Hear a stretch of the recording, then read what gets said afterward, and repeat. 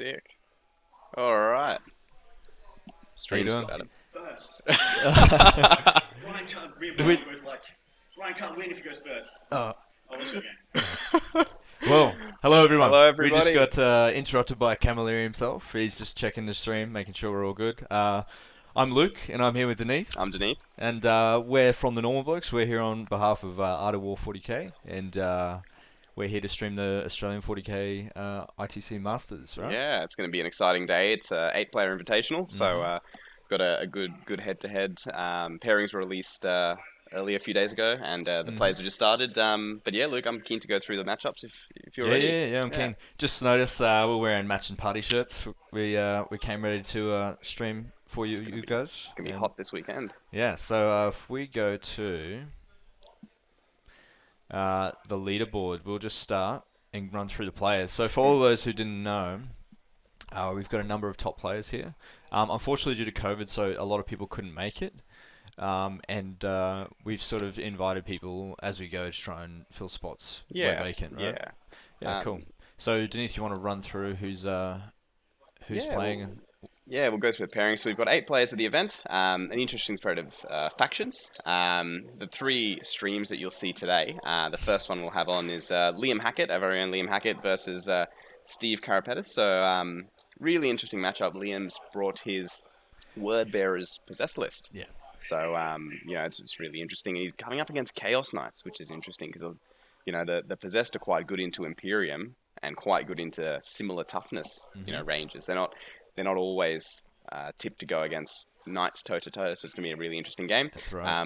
Liam's got first turn on that one. They've just started. And I guess I'll let you take the next matchup, Luke. Yeah. So next we've got who is it? It's Camilleri versus Brian Lakeland. Now it does say on the screen there that Brian is Hivefleet Gorgon. That's That's a a weird. lie. That's a weird Harlequin troop. Or He's mask. playing Soaring Spite. He's Yeah. playing Soaring Sprite. He's playing basically 45 Harlequin players, 2 squads of bikes, or 1 squad of bikes, and He's got a bunch 7 of bikes fusion total, bikes. yeah. 7 bikes total, yeah, and then a bunch of fusion boats He's got 3 2 and 2 bucks. accompanying that. To contest him is Adam Camilleri, who's on the Dark Angels. Adam is quite notorious for his Dark Angels, isn't he? Yeah, it's a really potent list. He's got 3 Redempted Dreadnoughts, 3 Talon Masters, infantry to boot, and then a number of 2 Deathwing Command Squads and a squad of Deathwing Knights to be nice and tough. So on that game, Adam's got first turn. I know both of them wanted second turn, so it'll be really interesting to see how that goes. And the third game on stream is Matt the Plague Hulk Morrisoli. He's coming up against Andrew Penn, who's got a really interesting Orc Buggy list. He's got multiple scrapjets, I believe 6 scrapjets, 3 dragsters, a tank buster unit, a bone breaker, and a burner bomber. Really interesting. Andrew's taken While We Stand We Fight on the 3 big units of scrapjets and dragsters. So that'll be really hard for Solid to chew through, but it'll be really interesting. Got some cool matchups, some archetypes we haven't seen a lot of before, Luke. So I think it'll be really cool. Yeah, it's gonna be sick, man. All right. So why don't we go straight into a live game? Who do we want to look at first, Neith? Well, Liam's already pushed his possessed into the middle of the table, Luke. So that's a really interesting Let's have one it. to Yeah, look this at. is a big moment. So we're talking to Liam. So we're good mates with Liam, and we're talking to Liam before the event. He's quite anxious about this matchup because Yeah. those Chaos Knights have big blast weapons. He's got 20 man units, and he does not enjoy 24 strength 8 neg 2 D3 shots at him, does he? Yeah, like the Avenger Gatling cannons obviously do a lot of work into a possessed, profile. But now the battle cannon's getting 24 shots. But the other thing is the grab pulsars on the little knights going to I'm pretty sure they're strength 8, AP neg 2, 3 or 4, but they're 3 damage flat. So it like pushes through a feel no pain, and all of a sudden they're getting 12 shots as well. So that's actually a really really threatening profile for Liam's possessed. But if we can all see on the screen, you've got that big ruin right in the middle of the table. Yep. And I'm sure Liam will try and take advantage of that, Liam, as he is already. He's thankful he's got Yeah. that ruin, right? Yeah. Look, his powers look like they're going off. He's working his way towards those objectives. You can see the bronze markers on the left side of the screen. They're a bit shiny on the right side, but Liam's moved his looks like his demonettes and his possessed unit near some of those markers. So he's he's holding pretty tight there. Luke, if you were in the seat of the Chaos Knight player, what would you be thinking now? I'd be thinking, shit, that's a lot of possessed coming at me. Yeah. But unfortunately with the terrain, I think it might be a little bit hard for the knight player to move around. Like see that knight down the very bottom corner behind Yeah. that blue building. I don't know if there's enough space for it to actually move around the bottom flank of that board. Yeah. So he's going to have to take the long route, and if you look, he's not going to be able to shoot anything next turn. Exactly, and imagine reaching that objective in the top left building, or even holding the objective just outside his own blue building. That's gonna be quite tricky unless he commits a knight to staying inside that building instead of walking around. So I think I'll be really interested to see exactly what Steve does. But Liam's definitely shot himself into a good position. Luke, do you want to jump over to Adam and Brian's game? Let's see how that's going. Let's have a look. I think that. So, yeah, cool. It takes. Yep. Sweet. Awesome. There we go. So, really interesting matchup here. Harlequins into the Dark Angels. Now, Adams got turn 1, and it looks like he hasn't moved too much. He's spread out a little bit. He's doing the right thing. He doesn't want to spread too much against this Harlequin list. Now, this game is really, I think it's Brian's to try and win. It's pretty rough, a pretty rough matchup considering the shooting that Camilleri has. With all the Dreadnoughts and the Talon Masters. If something comes in and hits, it's just going to get cleaned up. So Brian's really got to find a moment to hit with everything. Try and kill some Dreadnoughts. Try and kill some Talon Masters. But how do you see this one going, Luke? How's the table looking? Yeah, I mean, the table's good for Brian. It's got a lot of obscuring, because his players definitely do not enjoy being shot by all those... how many shots does he have? I think Adam has hundreds of heavy bolter round the shots. Talon Masters together have like 54 shots. Exactly. And the right? Redemptors have D6 plus, I think it's like 8 to 12 shots each. So we're looking at like over 100 quality shots with rerolls coming into the Harlequin army. So yeah, it's a lot. Yeah. So if Brian can hide behind terrain for the most part, and then he's able to pick off key units here and there, I think that's the way that this game's going to be won for him. Otherwise, I do think it's a tough matchup. Yeah, for sure. Because I don't think you can go toe-to-toe with the Deathwing command squads. Like, the players might hit... I don't think they'll wipe a 5-man, because they got 1-up saves, man. Well, it's really interesting, because Brian's actual... having a Troop Master for rerolls to wound gets around a lot of the transhuman stuff. But all Adam has to do is go, boom, 1 CP stand firm, I'm T5. That can throw the mats even more. Or, have his Feel No Pain banner nearby, that throws the mats even more. And then all of a sudden, Brian's not sure if he'll be able to kill, a command squad. I think, trying to reach those juicy characters, reaching the Talon Masters through the command squad, it's going to be really hard. Yeah. But we all know Brian. We all know he's good at this game. We call him Pythagoras. He just thinks of the game a little bit differently, so this will be good. That's it, so I think it'll be really exciting to watch how this goes. It looks like Brian's closing off his movement phase. Looks like he's spreading to the center a little bit, so yeah, it's going to be exciting to see what happens. But shall we swap to Morosoli's game? Let's check it out. So I actually got some secondaries there for Brian, and it was really interesting the secondaries they took, so I'll quickly run through that. So Adam's taken Banners, he's taken Oath, and he's taken Engage on all fronts. And Brian's also taken Banners, but he's taken Line Breaker, and he's taken Bring It Down to try and kill some Dreadnoughts and Talon Masters. So a really interesting pick on Banners for Adam, because Harlequins are known to be able to rush up and steal primary. So we'll see how that goes. But we'll go into Soli's game. Wow, stuff's already started flying around. Yeah, I mean, geez, there's a lot going on already. So these Orcs look like they've just thrown themselves right up. Yeah, well, it looks like we might be into Soli's second turn, because Soli went first. The Orcs have already moved up, and now Soli's rolling dice. So maybe he's taking wounds. Yeah, it looks like he's taking wounds on keepers. Mm-hmm. He's not removing a keeper, is he? What's he doing no. there? No, he's just repositioning for sure, right? Yeah. That's it. But yeah, this is a really interesting game, because if those Shock Drum Dragsters, if they roll hot with some rockets, they'll bring down a big keeper of secrets. Yeah, they're actually really annoying, because I remember I versed Nick Rye, a mate back in Queensland. He ran a bunch of these, and I'm like, is the shooting on them very good? He's like, nah, it's not that great. And then he ends up killing like 5 paladins, and I was like, oh, it is quite good. Yeah. Because I didn't use my strats in return. Yeah. I was like, neg 1 damage. definitely is good, man. Yeah, because So- all it takes is a few of the dragsters to spike on hits, get some Yes. dackers, and then all of a sudden you're getting hit with strength 8 shots. Yep. And you have Death Skull rerolls. And it's then flat 3 damage. flat 3 Yeah, damage. man. And, if you're not Warp Surge the Keeper, you're just taking 3 damage per hit, and you'd actually get brought down. So, also an interesting matchup. I think on paper it's really interesting, this one, in terms of, obviously the demons have a little bit of obsec here and there. They've got a lot of punching power with the keepers.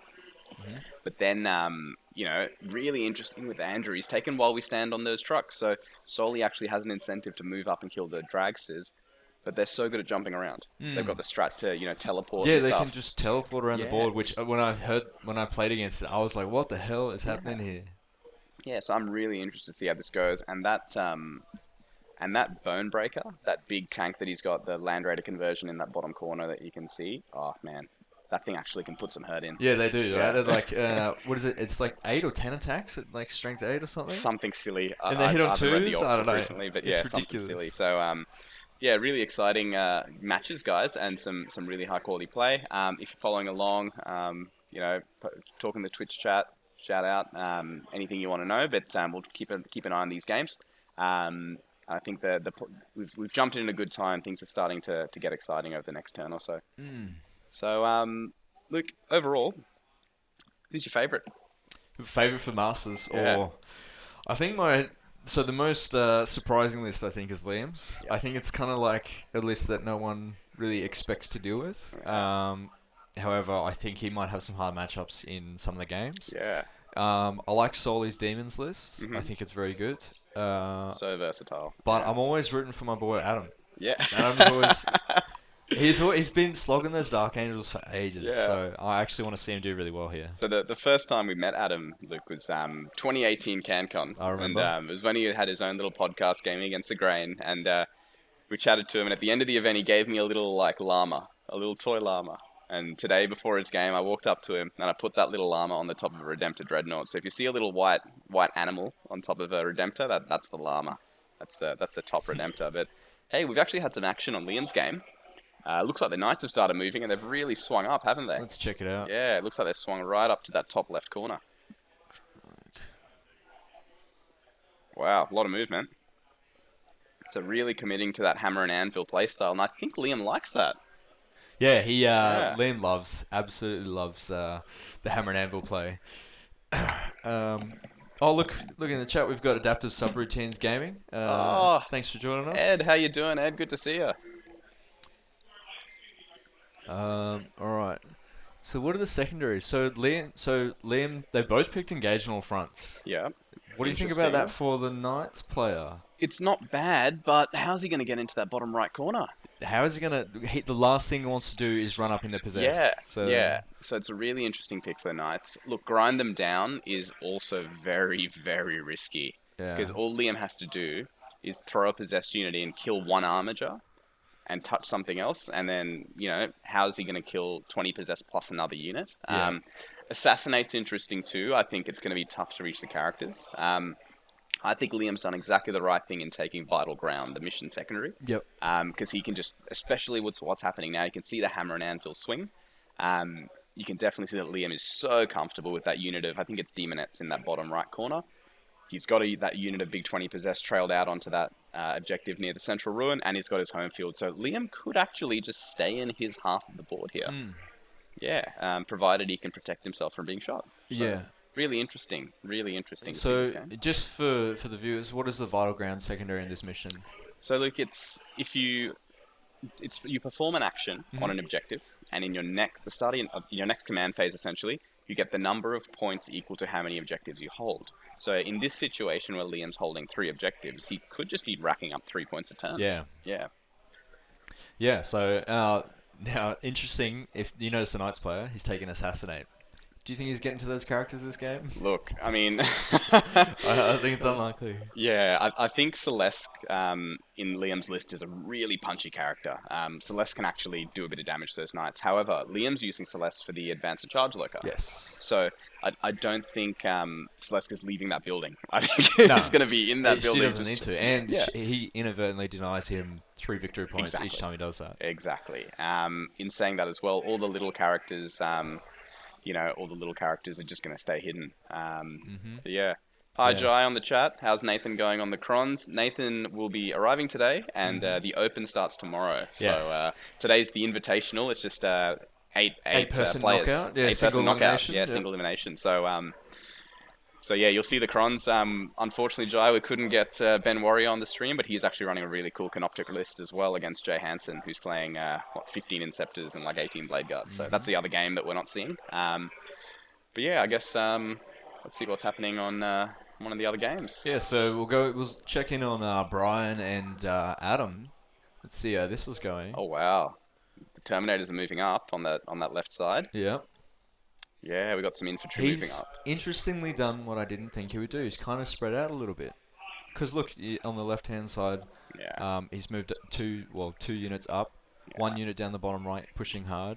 Yeah. Let's see what he does with the rest of his units. I think Brian would like what's happening here. Well, it looks like the big unit of Deathwing Knights, Luke, is coming up on that left side to contest that objective. Mm-hmm. It looks like he's got infiltrators on that top left side.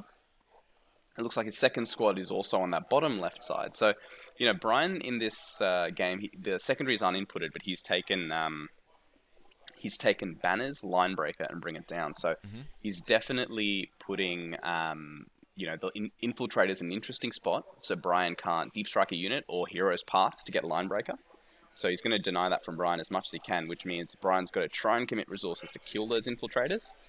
And then he's not going to trade up, because if he jumps on those infiltrators with a boat or with 10 players, they're just going to get shot. Yep. Yeah. So it's a really interesting play by Adam. I'm really concerned that Deathwing Terminator unit is going to get touched. Yeah. He's still a little, I think majority of Brian's troops though are still back in his deployment zone. Yes. So I think he's relatively safe for the time being. Yeah. And if he pulls out one squad at a time, I think that's better for Adam. So I Yes. think it's kind of like if Brian commits there, only the one squad to that, it's a bit of a bait by Adam, I reckon. So, Well, yes, yeah, but Brian definitely has the opportunity to engage a lot of his army if he wants to. true. But He's got the Skyweavers, and the yeah, boats. Yeah.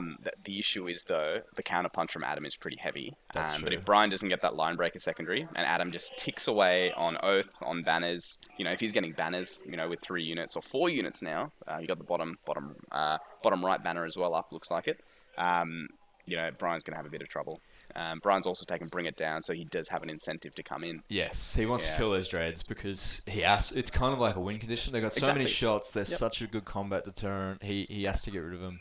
What do you reckon about those fusion boats? Those 3 fusion boats collapsing on that Dread down the bottom next turn. Man, they could. Really interesting on the map here. If everyone looks at the little sewer drain on the bottom, that's actually dense cover. So, for a fusion boat to reach out and hit that dreadnought, it's hitting at neg 1 or it's in the dense cover. And if it's in the dense cover, it's getting charged next turn. So, really interesting. Just going to the chat. Yeah. Yes, Jai. The lists are on BCP. yeah. Really cool to see Neil Kerr. Good to see you, mate. Yeah, And, Nathan's there. Puppy's there. As is there. Awesome.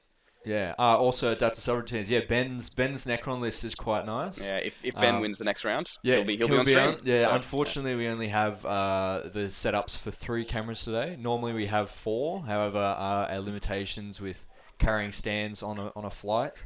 Yep. We already had our maximum 2 check-in bags Yeah. of I think luggage. we packed our clothes into about half a suitcase, and then the army took the other half, and then each of us had a full suitcase of stream gear. So unfortunately, we couldn't get the 4th table up. But yeah. Yeah, and also as 820 and Doots.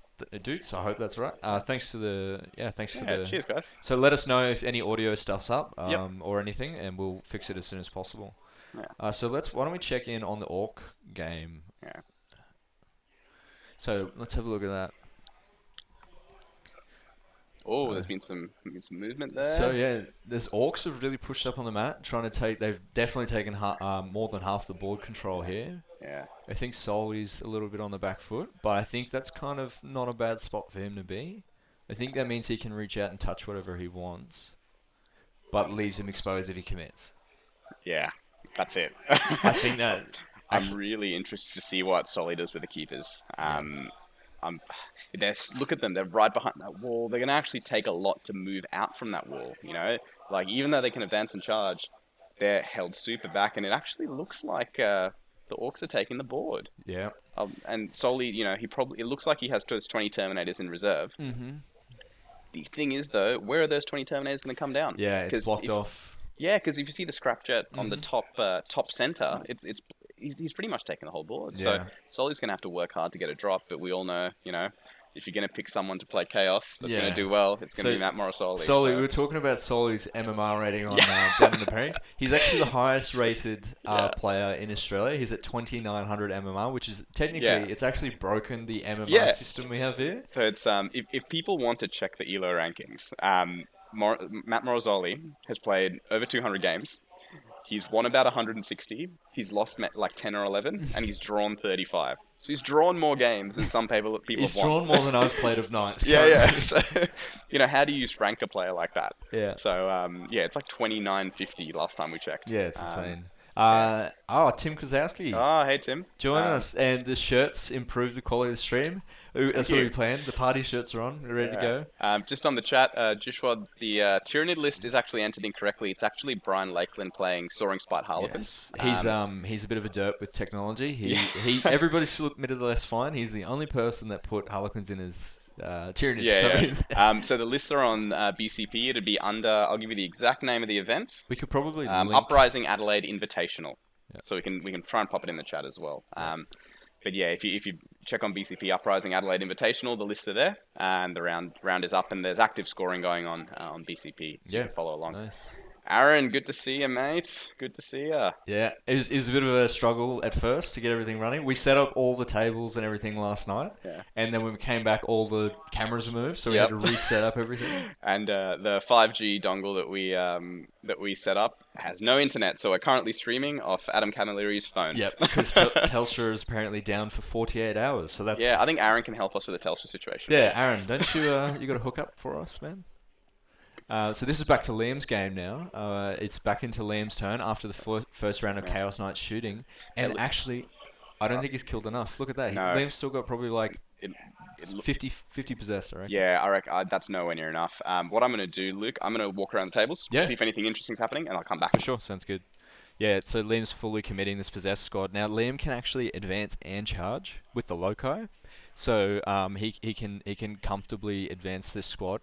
He can move them twice, but with the new FAQ, you can't actually warp time them, but then also advance them. It's now only a single normal move, but that's still more than enough because he can move. I think they move 10 inches base, so he's going to get right up close to those knights.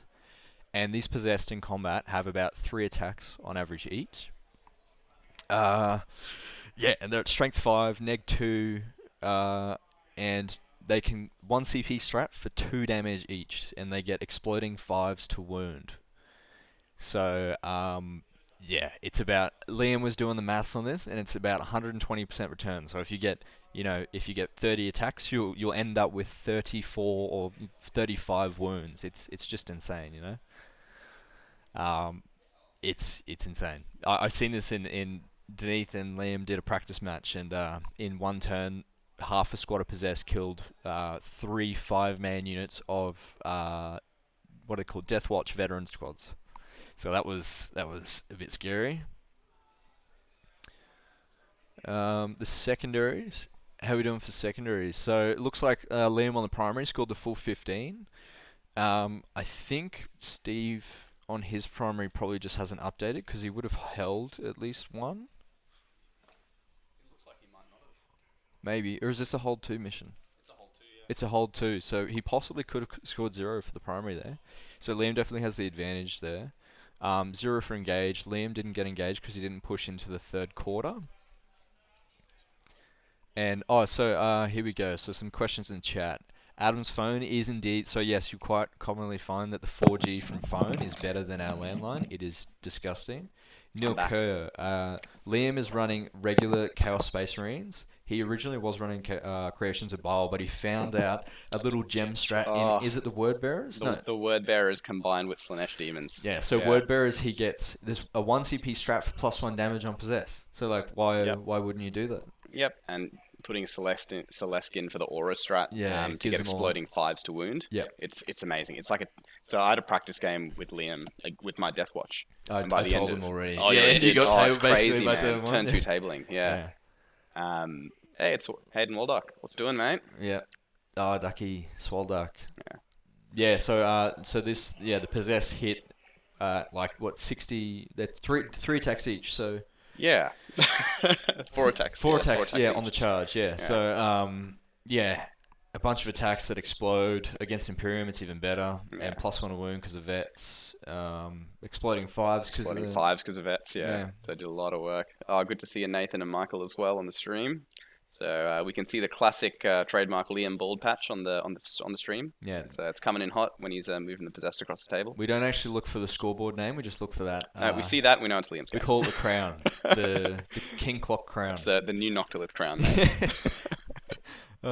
Look, he's fully. So he's committing now. Also, with Liam's list, Celeste allows him to have 2 Delightful Agonies going. However, the second Delightful Agonies is only a 6-up Feel No Pain as opposed to the 5. So the Yeah. demons have a 6-up Feel No Pain. Yeah. So he can have 2 squads that are in sort of a bit more aggressive with a Feel No Pain. Because two wound models with a 4-up Invo, because he's got Cursed Earth on the Librarian. Yeah. Librarian, what do they call them? Sorcerer. Probably a Sork, yeah. Same thing. Oh, the Master of Possession. Oh, Actually, the that's Master the of one. Possession. Yeah. So it really throws the maths on things that are normally good at killing this MEQ horde. Like if you look at Inceptors that will fire into Intercessors and just kill them, all of a sudden you have a 4-up Invo, then you have a Feel No Pain, and before that you may even have a -1 to hit from the prayer. So yeah. It's like a third of the damage is actually yeah, gone you through. mitigate. So I shot 5 Plasceptors in and killed like 6 or 7, I think. Yeah, it's so terrible. you expect to kill like 20, but you kill like such a small number. So we just moved to Brian's game. We'll move to Matt's game in a second. So curious when he goes about deploying Chaos Tomies. Yes. I think they're in reserve. They're yeah. in reserve. They're on the table. They're all in the sky, and we're a little bit concerned because the Orc players actually pushed out really well Yeah. and covered up a lot of the board. But we'll just come back to that. Brian's making an interesting move. He's committing to that 5-man squad. Yeah. So just a bit of background on the 5-man squad. I had a chat to Adam. He put a banner up on that 5-man squad that's in the bottom right at the moment, and he actually tried to get a charge off on that Skyweaver. And it's really interesting because if he makes that charge, although he's given up the banner, he would have pushed Brian to 0 primary. So Adam's taken that risk, and it's fine because the banner would have probably gone down anyway pretty quickly. Yeah. But getting that charge would have been huge against Brian. So we're seeing now Brian moving down, not really pushing into the top left corner, but committing to kill this small unit. Because I guess if he kills that small unit, Brian still has some control over those bottom objectives. Yeah. So it looks like Brian's starting to make a bit of a move. Yeah. I did think he would commit down the bottom. Interesting to see what he's doing. He's getting all the players out, and I think he's about to make them move up to the building. Yeah, So he can take advantage of the obscuring, and then the next turn put some real pressure Yeah, on. my gut feeling is if his firepower doesn't kill those infiltrators, he's going to Twilight Pathways charge and then curtain fall back behind the building and That's just what I wait was thinking. onto the objective. Yeah, and wait, yeah. And the issue is, though, those 2 fusion bikes, if they stay there, they're probably going to get picked up by that Redemptor. So look what I'm thinking. So I reckon he's going to commit to this bottom squad, get them off the objective, possibly go for that Dreadnought down the bottom. Yes. But that Dreadnought, if he Sorry, doesn't Twilight kill Pathways, it, it's going to move its 10 inches or whatever, and just come on in. and it's going to be able to shoot those Harlequin players at the top there. Exactly. So that's a Yeah. bit risky because he's shifting. Like as Adam's pushing out, he's turning it more into a hammer and anvil deployment. Yeah. And guys, if you're concerned where we're looking, behind the monitor that we have here, we've got a really big TV screen. So we're just looking past all of you We to the found TV a screen. massive TV and we're like, we're using it. Yeah. Solar's game's having some interesting action. He's actually trying to deploy those Chaos Terminators now. Oh, cool. Here's the interesting part. He's trying. Here they come. Okay. He got rid of that scrapjet. Oh no, he hasn't. Oh, there's just a gap. There's a gap. There's a tiny gap. Yes, there he is. You can see him marking out with dice on the top. If he puts them there, he can't. I don't know if he's going to be reliably going to be able to buff them up. That's very true. So he's going to have to rely on things like double shooting the melter to blow through those scrapjets. Yes. And look, if he does that, it looks like he'll be able to push back on the primary. But if he doesn't, we're looking at a 15 primary for the Orcs. So the keepers are still behind the building. You can see the beasts sneaking around that bottom right corner, and the lock is chilling out on that objective as well. Yeah, it's updated perfectly. Well done. That's Adam checking in on us while we man the show for him. We currently have... My grandma. from my love. So Adam sends his love. Adam sends sends his his love. love. He's currently spotting, but you turn it around. They said everyone loves the shirts, man. They said it made it 200% better. Might be part of the uniform. So it's up Yeah. to Morgan. The Yeah, 6-7 Nathan, moves. 100%, mate. Yes. So, really interesting. Oh, the beasts are moving through. Yeah. So I'm really keen to see what that Lord of Change does. Right now, it's helping with Soli's Engage. I don't think the Orcs can actually kill it. The damage mitigation's huge. Do you reckon? The, Do you reckon he's gonna go for that? What's it called? The objective? the wagon? I was The gonna call it Bone Breaker? The bone breaker. I was Yeah. like, I can't. Well, I don't think it kills it. The lock-in combat doesn't do much damage, and the Bone Breaker actually hits like a truck. So I don't know if he wants to, but I think he might just move out to touch the objective to take the primary off. Like that could be a play, because if he touches that objective, then kills the red scrap jets, we're back to 5 primary for Andrew. So that's not bad. They actually do a lot of damage in combat because they can hit on twos with a strat, Yeah, and they actually have a bunch of attacks. yeah. And yeah, Tim, it's Tim on chat. It's interesting that it's for once playing, and we're the ones on the mic. So yeah, it's really cool to see how he's going to big brain this. Oh, the keepers are coming out, Luke.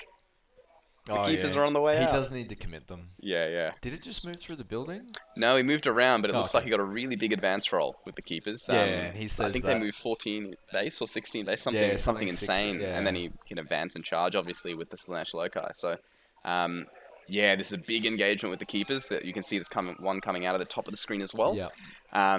So look, if Soli doesn't kill those scrap jets, he's risking his keepers. But he's bringing it. I reckon he's going to commit to the Terminators, so Yeah. it's at least like a threat saturation, so Yes, people yes. won't know what to hit. That's it. And, I guess he hasn't taken While We Stand. He's taken Engage, grind them down, and bring it down. So he's really going to push out and start doing some killing to get his secondaries on the board.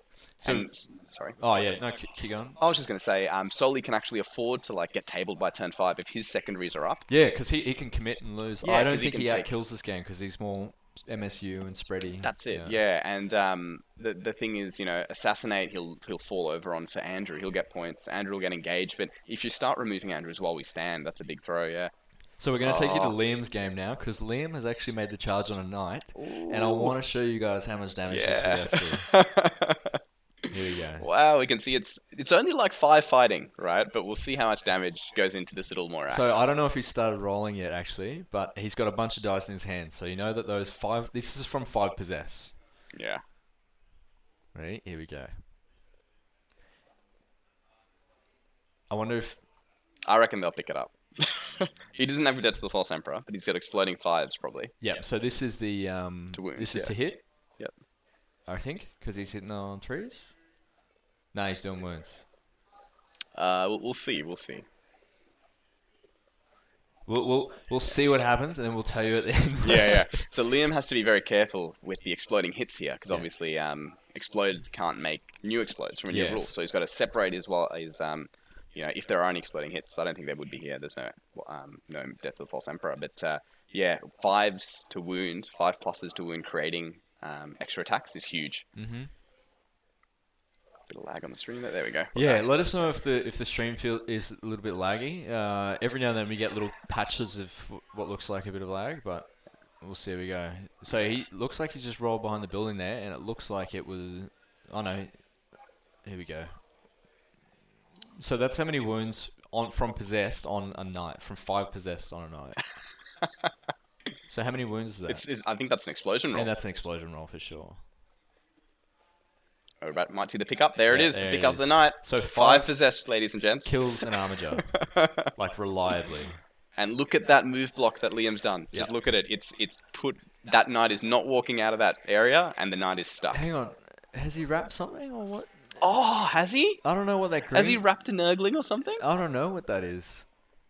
I don't think there's any little units in his list. Well, see, I don't know why he would collapse on something because he would want to block out that entry point so the knights just can't I think move. he already has blocked the entry point. Yeah? though. I don't think the knight can successfully end a movement That's through true. that. He can't go. So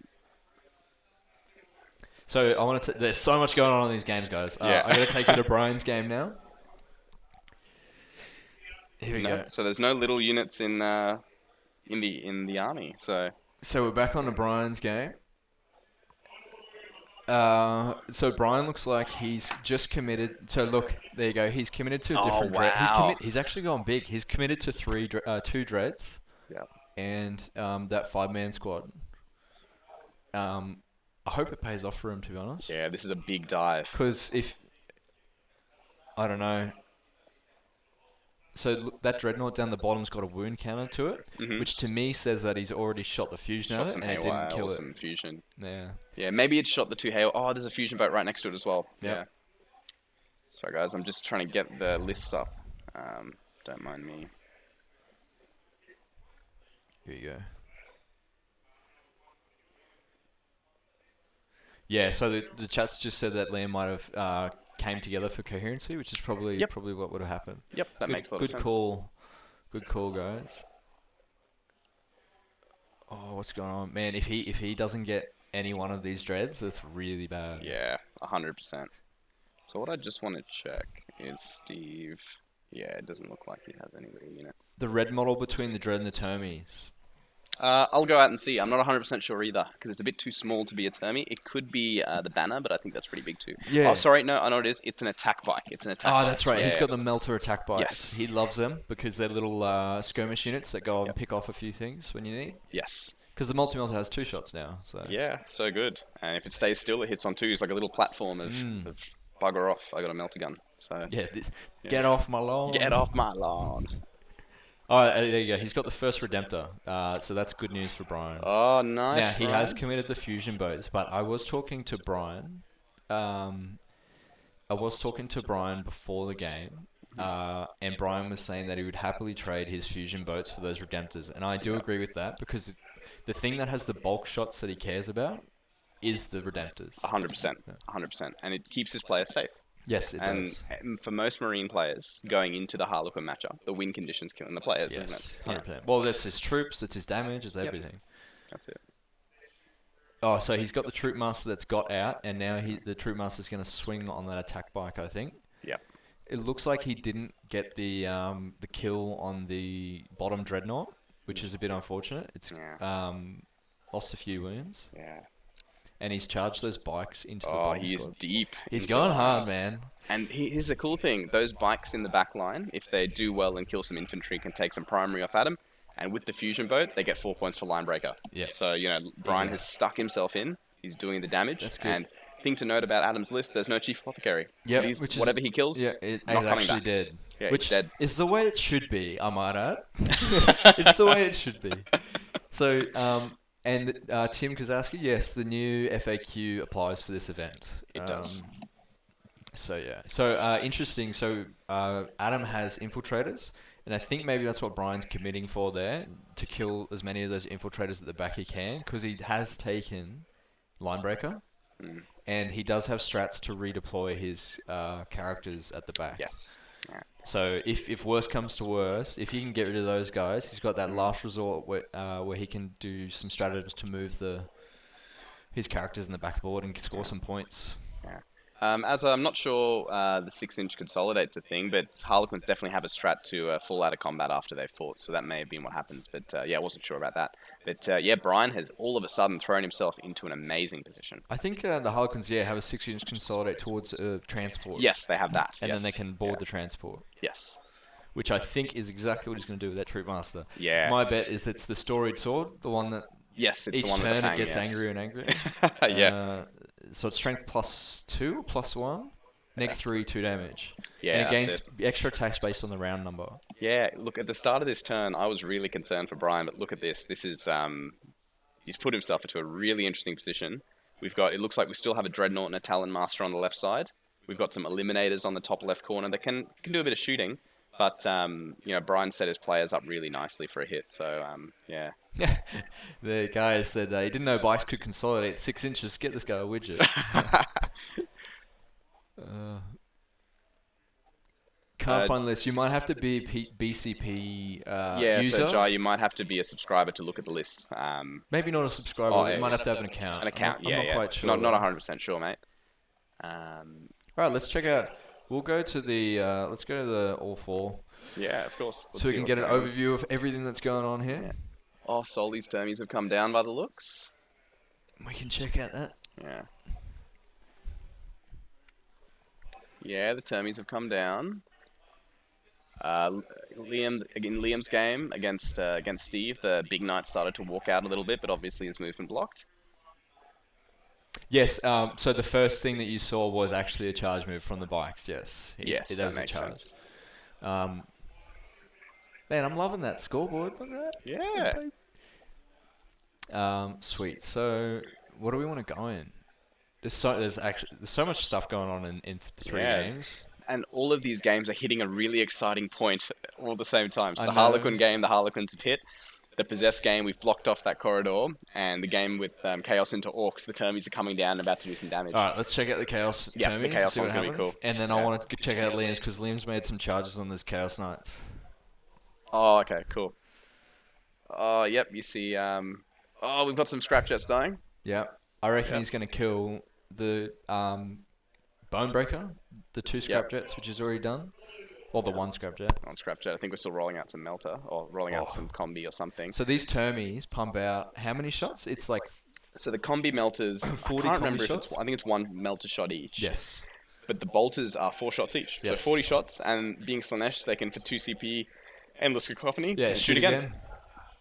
So even without Prescience and Vets, they're doing a lot of work. I'm assuming he'd probably Vets the unit to wound on 2s. You know, that makes sense. But it looks like in the first volley we've lost 1 Scrapjet from Melter, which is, you know, doesn't look too great, but we've got a ton of Bolter shots coming in, and I'm assuming with an Endless Cacophony he'll go Bolters, then Melter to clear up. And yeah, adaptive subroutines. Yeah. Unfortunately, there's not that many sponsored events, but good to point out, we do have some sponsors. So Yes. just for everyone watching, we do have Knights of Dice, which do some cool laser cut terrain. Yes. And it's actually really, really affordable and really easy to build, so they're great. Smoky Pastures is I believe a butcher that supports down. Yeah, they're I think they're doing the lunches for the event. Yeah. So Oh, it's nice. gonna be sick. Yeah, yeah. And then of course we've got Best Coast pairings. Who have we got there? Dragon. I know the right one. That's Yeah. us. Ah, that's us with that new little orange logo. Yes. So yes. So check us out. We have a podcast. We're a Brisbane-based podcast. Yeah. For anyone who wants to listen, we focus on competitive casual gaming and teaching people all levels of the game. yeah. I got to find out the last sponsor because I actually can't read it. All right.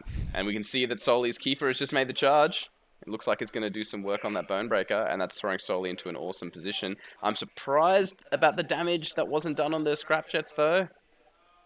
Wow. Oh, Dragon Lair. There we are. Dragon Lab, beautiful. Yeah.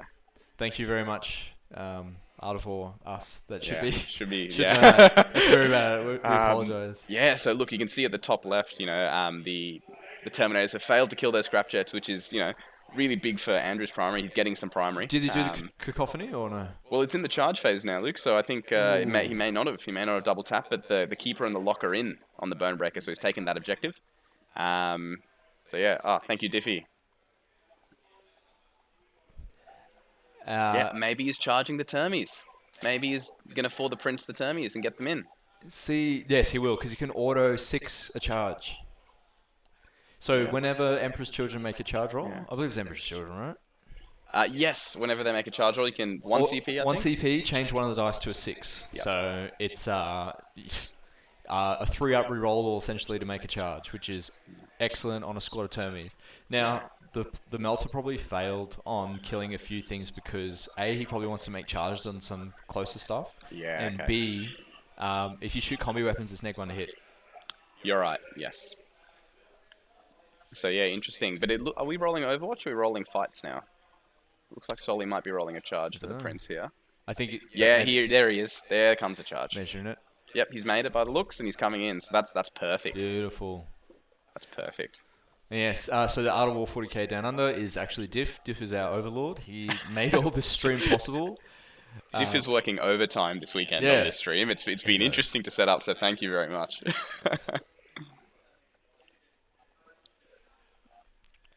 Yes. So, shall we check out some other games, Denis? Yeah, well, I think we'll come back I to wanted this to go fight. to Liam's game. That's Yes. because I wanted to see these Yeah. knights hit the I think cup I'm not with sure it. if we're still in the Knight's turn. We'll come or- back to Soli's. Ooh, in a Liam has second. lost a handful of possessed. Look at that. They've been cleared out, but he's still holding that objective. Interestingly, He still hasn't lost a full squad. Yep. I think. It looks like he's in a great position, Luke, to just shoot out a squad to do exactly the same thing, to just block those knights off, isn't he? Yep. Yeah, and then the knights are still stuck, not getting any engage points. Yeah, and look, then he's Liam's still just on. ticking He's away. still on 0 for primary. Yep. He's not getting any grind them down because he. Yeah, it looks like Steve is in a position here to get 5 primary. He's got an armiger or a Morax on the bottom objective and one on the top one behind the building. But all Liam has to do is block that knight moving again, and Liam's sitting happy. His vital ground's going to be maxed. He'll slowly chip away, bring it down. He'll be getting his engage from that unit of demonettes as well. So it's looking quite nice. Yep. So that 20-man squad of possessed that you see is now down to I think a 5-man or a 6-man possibly. Small, yeah. It got shot at and charged by the whole army. And interestingly, we thought that the shooting from 2 knights would probably. We thought the shooting from 1 knight would kill about how many? We thought it was like 13 or If the something. knights roll hot, they can kill about 30 to 40 if they're not buffed. Like if there's no feel, no pain up. Yeah. But it's interesting. They haven't had a good shooting target because here's the thing: if he shoots the possessed in front of him, if he can't see the others, Liam can just take from the front, and it looks like that may have happened, and the knight can't charge. So it makes it even worse. Liam's just doing really smart play, just giving one possessed unit at a time, saying shoot this, and if you shoot it, you're not moving in the charge phase, and the knights are stuck in their zone. And he's in a perfect position to do the same thing. So I'm interested to see how this goes. Mm-hmm. So it looks like he's got a. Is this a second turn he's still doing some shooting here? Yeah. It looks like interesting position. Knights can shoot in combat. They can, but they weren't in combat at the start of the turn. So it's interesting. That battle cannon knight, shooting can do a lot of work as well. So it's interesting the battle cannon knight is staying so far back. But yeah, I guess if the possessed actually get in, He's probably seen how much those. Yeah. He's You like, probably "Fuck saw how this, much man." 5 possessed did on a Moirax, and now he's gone. I don't want to get hit with 20. No. So No, Yeah. it is quite daunting. I remember when you got hit by 3 and it wiped out Deathwatch squads. DTD Bull. Can you guess who that might be? No. I think it might be our good friend, Mr. Abbey. You reckon? Alright, who else we got here? Let's check out Brian's game. Yep, let's do it. What's happened? Man, these games, there's so much This going is on at the same time. intense. Yeah. When I did the team stream, which we had 4 tables, Yeah. it wasn't going on as much because it's like reds and yellows. Yeah. Here we go. Got him. It is Lee. All right, so we can see the dreadnoughts coming out from the top left. The Terminators have moved down to engage the boat with the Troop Master, which is interesting. So Camilleri is having to pull out all the units to start fighting. So if Brian's got the CP, we're probably going to see a big interrupt coming through. But this is exactly what Brian wanted. Like, he wanted Adam to spread a bit. Yeah. Because look, now the dreadnoughts, look, they're entirely on opposite sides of the table. Yep. Brian's punched right down the middle. Look, the Talon Masters up top are still a nice fire base, but the stuff that they're shooting is going to get charged. So it's like they don't really have an auxiliary target to shoot at. Thanks, Lee.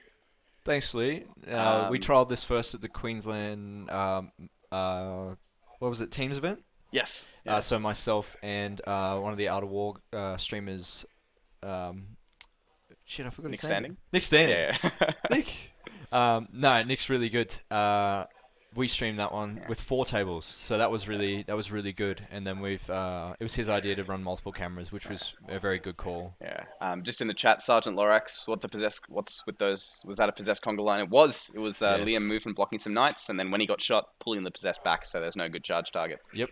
And he actually doesn't really care if he loses to coherency sometimes. So Liam sometimes jankily makes it so he has to remove models to gain advantage, either get out of line of sight or whatever, because his leadership actually is leadership 11. It's insane. Yep.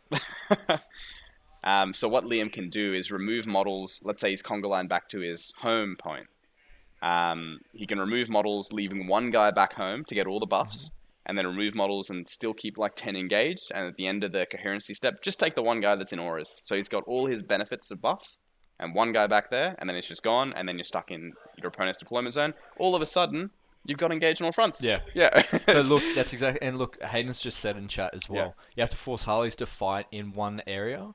Yeah. If you let them spread out, like look, Ryan's getting all his engaged. He's going to get his line breakers. He's going to keep his raise the banners now because his backfield objectives aren't contested. Exactly. And this is exactly like Harlequins can act independently. They don't care. Brian's going full Pythagoras right Yeah. now. So yeah. Ryan always just steps out of the shadows when he's got a bad matchup. He stresses about it. He's like, man, I'm gonna lose. Gets in the game and just plays his heart out. So. Yeah. So it's funny, if you give Brian a good list and put him into a green, he'll trip over his own feet. Yeah. If you give him a bad list and put him into a red, he'll come out with some like amazing amount of points. But yeah, Sergeant Lorax in chat. You can't move out of coherency. You can still take models from a unit for casualties. And then at your coherency check, you've got to make sure you get back into coherency. Yeah. So it's actually, even though people have sort of panicked at that fact, I'm all good, thanks. Even though people have panicked at that fact that, oh no, if you're out of coherency, you lose the models that aren't. It's actually you can really abuse that mechanic in Hordes. Like if you have an Orc Horde, you go and hit or something, or people start shooting from somewhere or want to charge your Orcs, you're like, cool, I'm going to take this guy who creates coherency to these 5 models. Exactly. You wanted to charge that? I remove those 5 models. Yep. Like, and then you're stuck in the open. Yeah. And Ducky, in the Harlequin game, you've hit that nail on the head, mate. Ducky's comment in chat. When Harlequins can spread and act independently, you just get pulled apart. So it'll be interesting to see how Adam gets up here, or if he does. He's still got a lot of shooting with those 3 Talon Masters and the 1 Dreadnought, and it looks like there's a command squad there as well. So it looks like the play here for Brian, after whatever happens, if he kills that command squad, Adam's got nothing on that objective 2 at the top. So yeah, it'll be interesting to see how this game plays out. Yeah, I think Brian's done the right thing. I thought it was a bit bold move Cotton when he fully committed, because I was like, yeah, he'll commit to maybe 1 or 2 dreads. Yeah. But I didn't think he would punch right down the center line. Yeah, well, it looks like Brian's got a wrap on those infiltrators on the bottom right side of the screen, so the Redemptor's having to come out and play, which means the fusion boat right next to the Redemptor might be free to do whatever it wants next turn. And the really annoying thing with the fusion boats now, which is why Harlequins are doing so well, is because you have to commit something relatively big to kill the boat. That's it. And you still don't kill the fusion. So, like, look at the Dreadnought down the bottom. It's going to commit to that boat, kill it. There's nothing else there. Well, I don't even know if it will, Luke. I think it's going to commit to the objective, and the boat's going to be left alone. Because I don't think Adam can afford that objective to just be held by players and then be hit by 10 players next turn. Exactly. Yeah. Because the thing is, he can waste that Redemptor on that boat, but he just kills 6 shuriken Yep. shots. Yeah, that's like it. 5 fusion players. and then all the players just come out next turn anyway. So it's Brian is playing this beautifully. I'm so happy we're streaming this game because he's doing this so well. Let's check out Morrisoli. Yep. Because Soli's committed to the... Let's see the damage after that command. Oh, there's still 1 Scrapjet there on the top, but he's got 2 Terminators. That's good. And the Bonebreaker's still alive. He's also got the Terminators in the corner of that building, so he committed They've made a charge into that building. So we're potentially getting a turn where Andrew's on 0 primary. So, yeah. What do you got? So go, Brian? Yes, Brian's kicking it hard. I'm really surprised. Yeah. Not surprised, I shouldn't say that. I'm really impressed. Yeah. It was a big one going second for Brian. He was really keen to not go first in that game. And I think if he went first, it was very bad for him. Now, Luke, what do you think about this new change to going first? Where you roll off and the person who wins has to go first. I personally like it. Do you? I know that a lot of people don't, but I personally do, because I think sometimes a lot of games are won and lost on that roll sometimes. Yeah. And it makes the matchups where if you think, yep, I know I want to go second to win this one. Yeah. If you have like a 75% chance to win and you go second, and then it's like a 90% chance to win, it's really unfavorable. I think it balances out the matchups a little bit more. Yeah. And it makes it harder to like game the start of it. You know what I mean? Like it makes it harder to like utilize your knowledge and skill, right? Yeah. Yeah. You can't weaponize that as much, so it's definitely a bit more light. You can't weaponize deployment as much because you have no control over it. That's it. And you no control over the first turn. I mean. Yeah, and especially if you're built to go first and your opponent wants to go second, or vice versa. You know, you kind of know before that roll what your opponent's doing. Yes. Now you can't tell. Yeah, exactly. So it was really interesting because I remember at the end of 8th edition, when the LVO with Leviathan and stuff was going, you'd roll off and attack a defender would dictate first and second before deployment. Yep. And there's no seize roll. So in that edition, you knew so much. And and now you don't know much at all. Yeah, but it was good and bad. So it was good because the player didn't get shot off the board. Yeah. It was bad because some people get the feels bad because they're like, I literally can't do anything turn 1. Like I just move. Yeah, exactly. So and I think it's kind of like a little bit out of players' hands now. So I think it's kind of I like it. I personally like it. Yeah. Solly going off in the background. Yes, he definitely is. He's probably the most loud person. Now, I don't know if that big scream was It was Solly. Was He it? screamed, Yeah. yes! Yeah. Yeah, he must have killed the bone breaker. There, that's awesome. it. Yeah. Okay. Corresponding. There you go.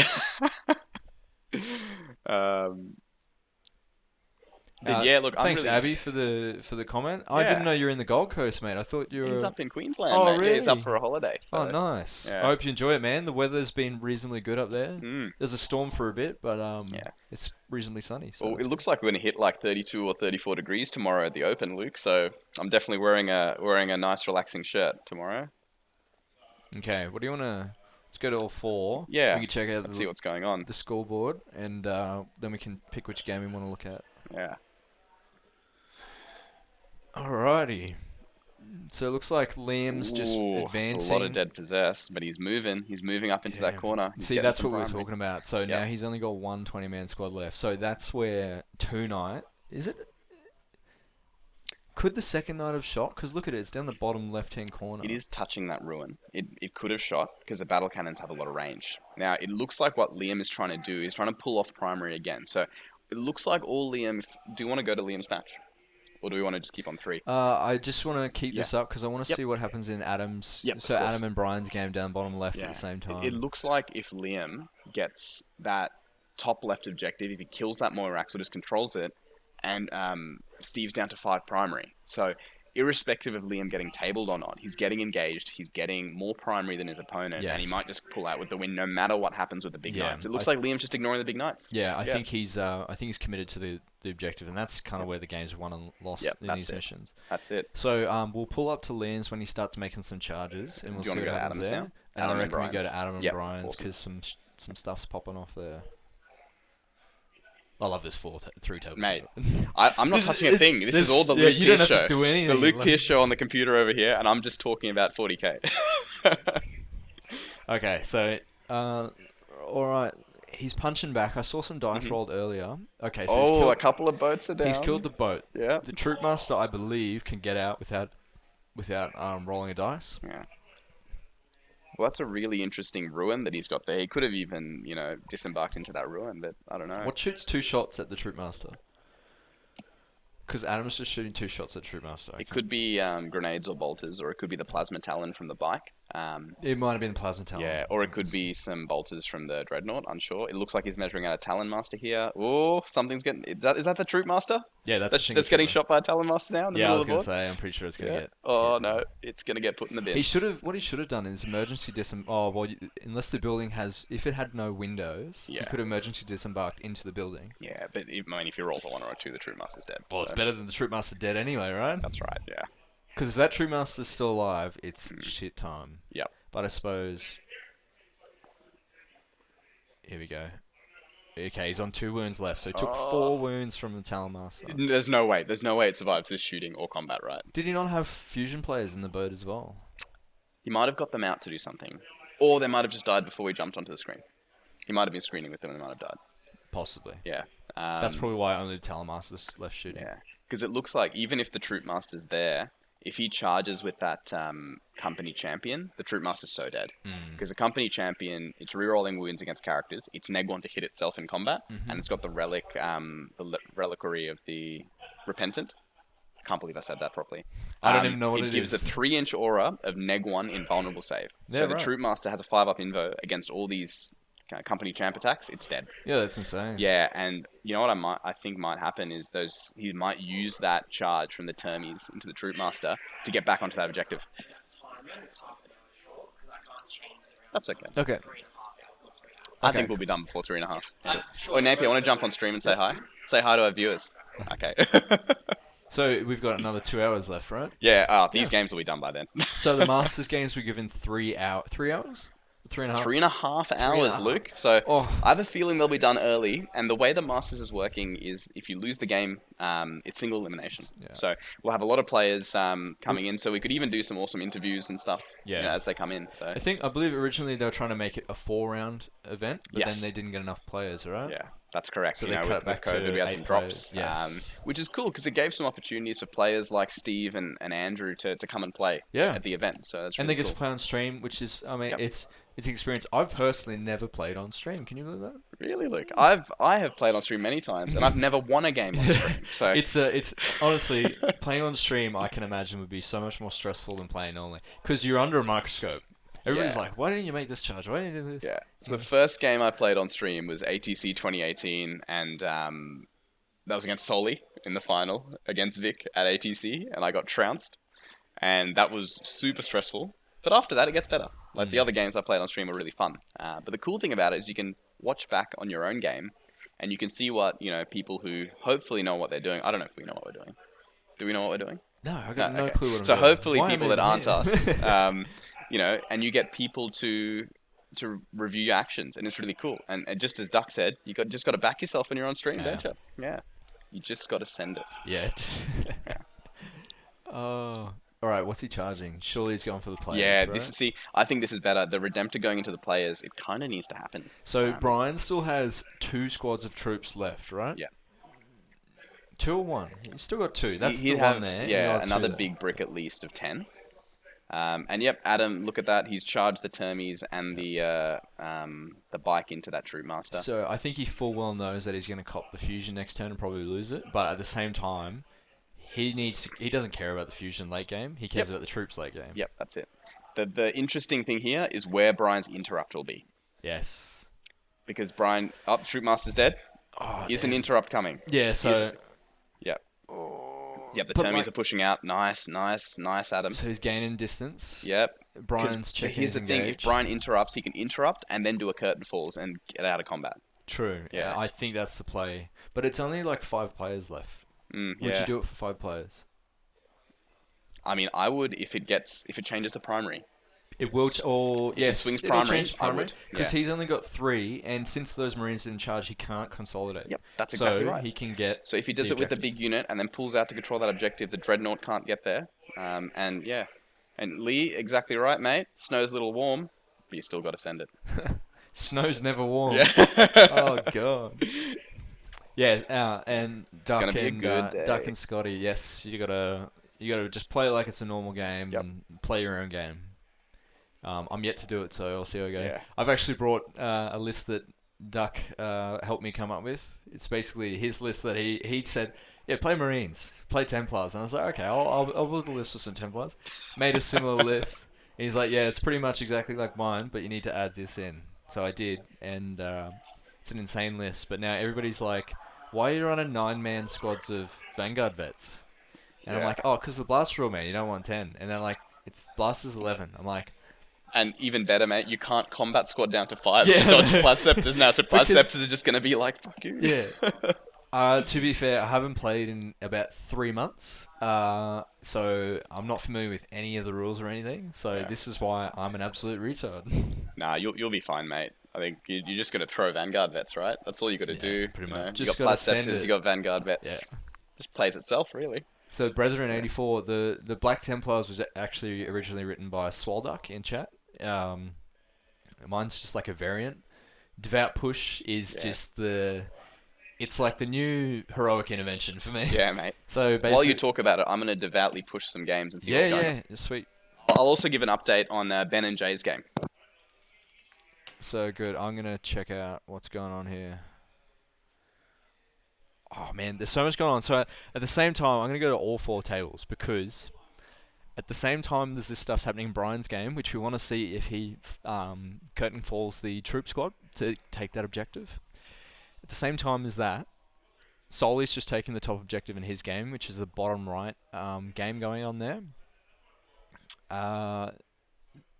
On the other hand, the Liam versus the Knights game, that is the Possessed have touched that final Knight, so that's the bottom left game. Possessed have touched one of the Knights there. Sorry, it's the top right game. I'm getting my bearings mixed up. The top right game is Liam's, and he's actually touching that Armiger in the top corner, and touching the Knight in the middle, I believe. So that'll be interesting. Now the Black Templars list is the Vanguard vets. They can devout push, so even when they're not in combat, they can move 3 inches in any fight phase. So you can kind of like fire and fade them as well. You can use it with Inceptors, so you can shoot in the open, use devout push to pile in towards closest model, and hide back in terrain so you can't be shot back. So that's really strong. The Templars give you on a 2+, your enemy can't fall back if it's an infantry unit. So the veterans can go up, tie something up, touch an infantry squad. 2 CP on a 2-up, they can't fall back, and then they're stuck in combat with your boys. You also have extending ranges. There's Crusader Helm, which extended range, and a Litany, which extends the range of auras, and you put that on a Reaver Lieutenant.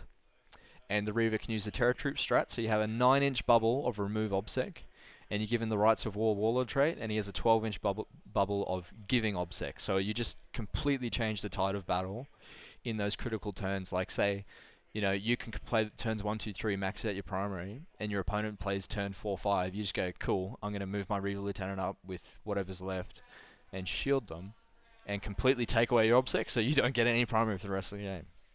It's pretty insane. So I'm sure you can, if you want to find out more about the list, talk to Hayden. It's an insane list. A lot of people are saying it's one of the best lists here. Hopefully I can do it justice, because I have no clue how to play it. I've never played it before.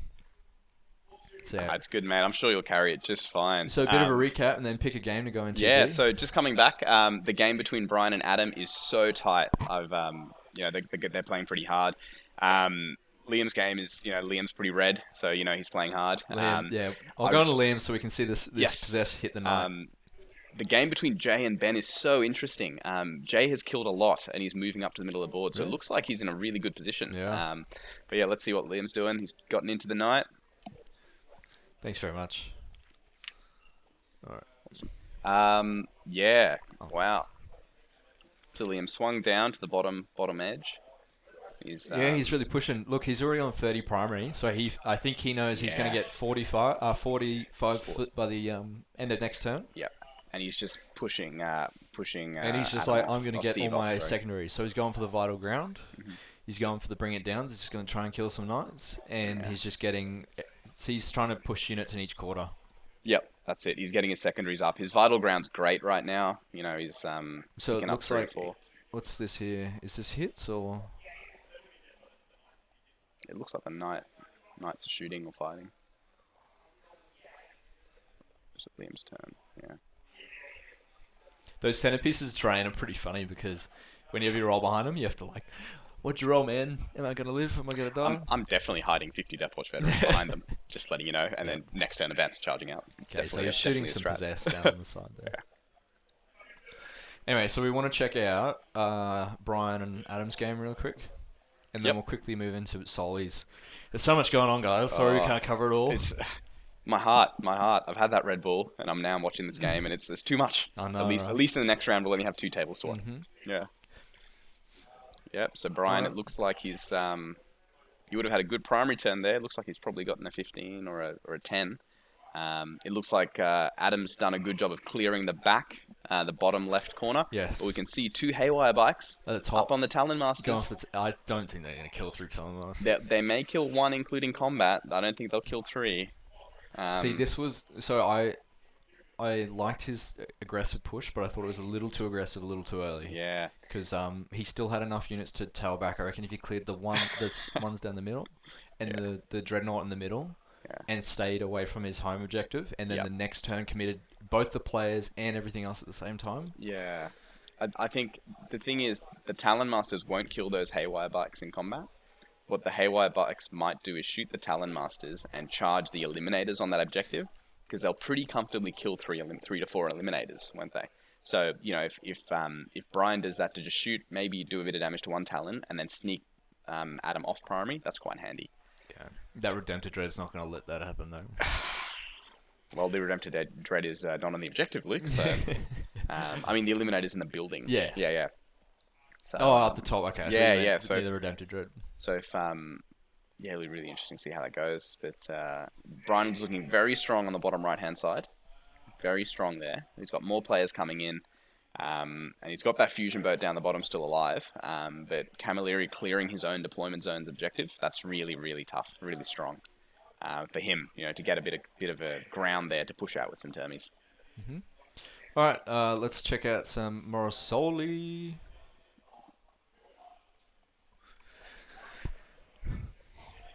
He did.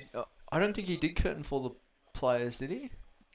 It didn't look like it. I think he just fought as normal. But it looks like he cleared them. So an update on Soli's game, we heard that big scream, big shout.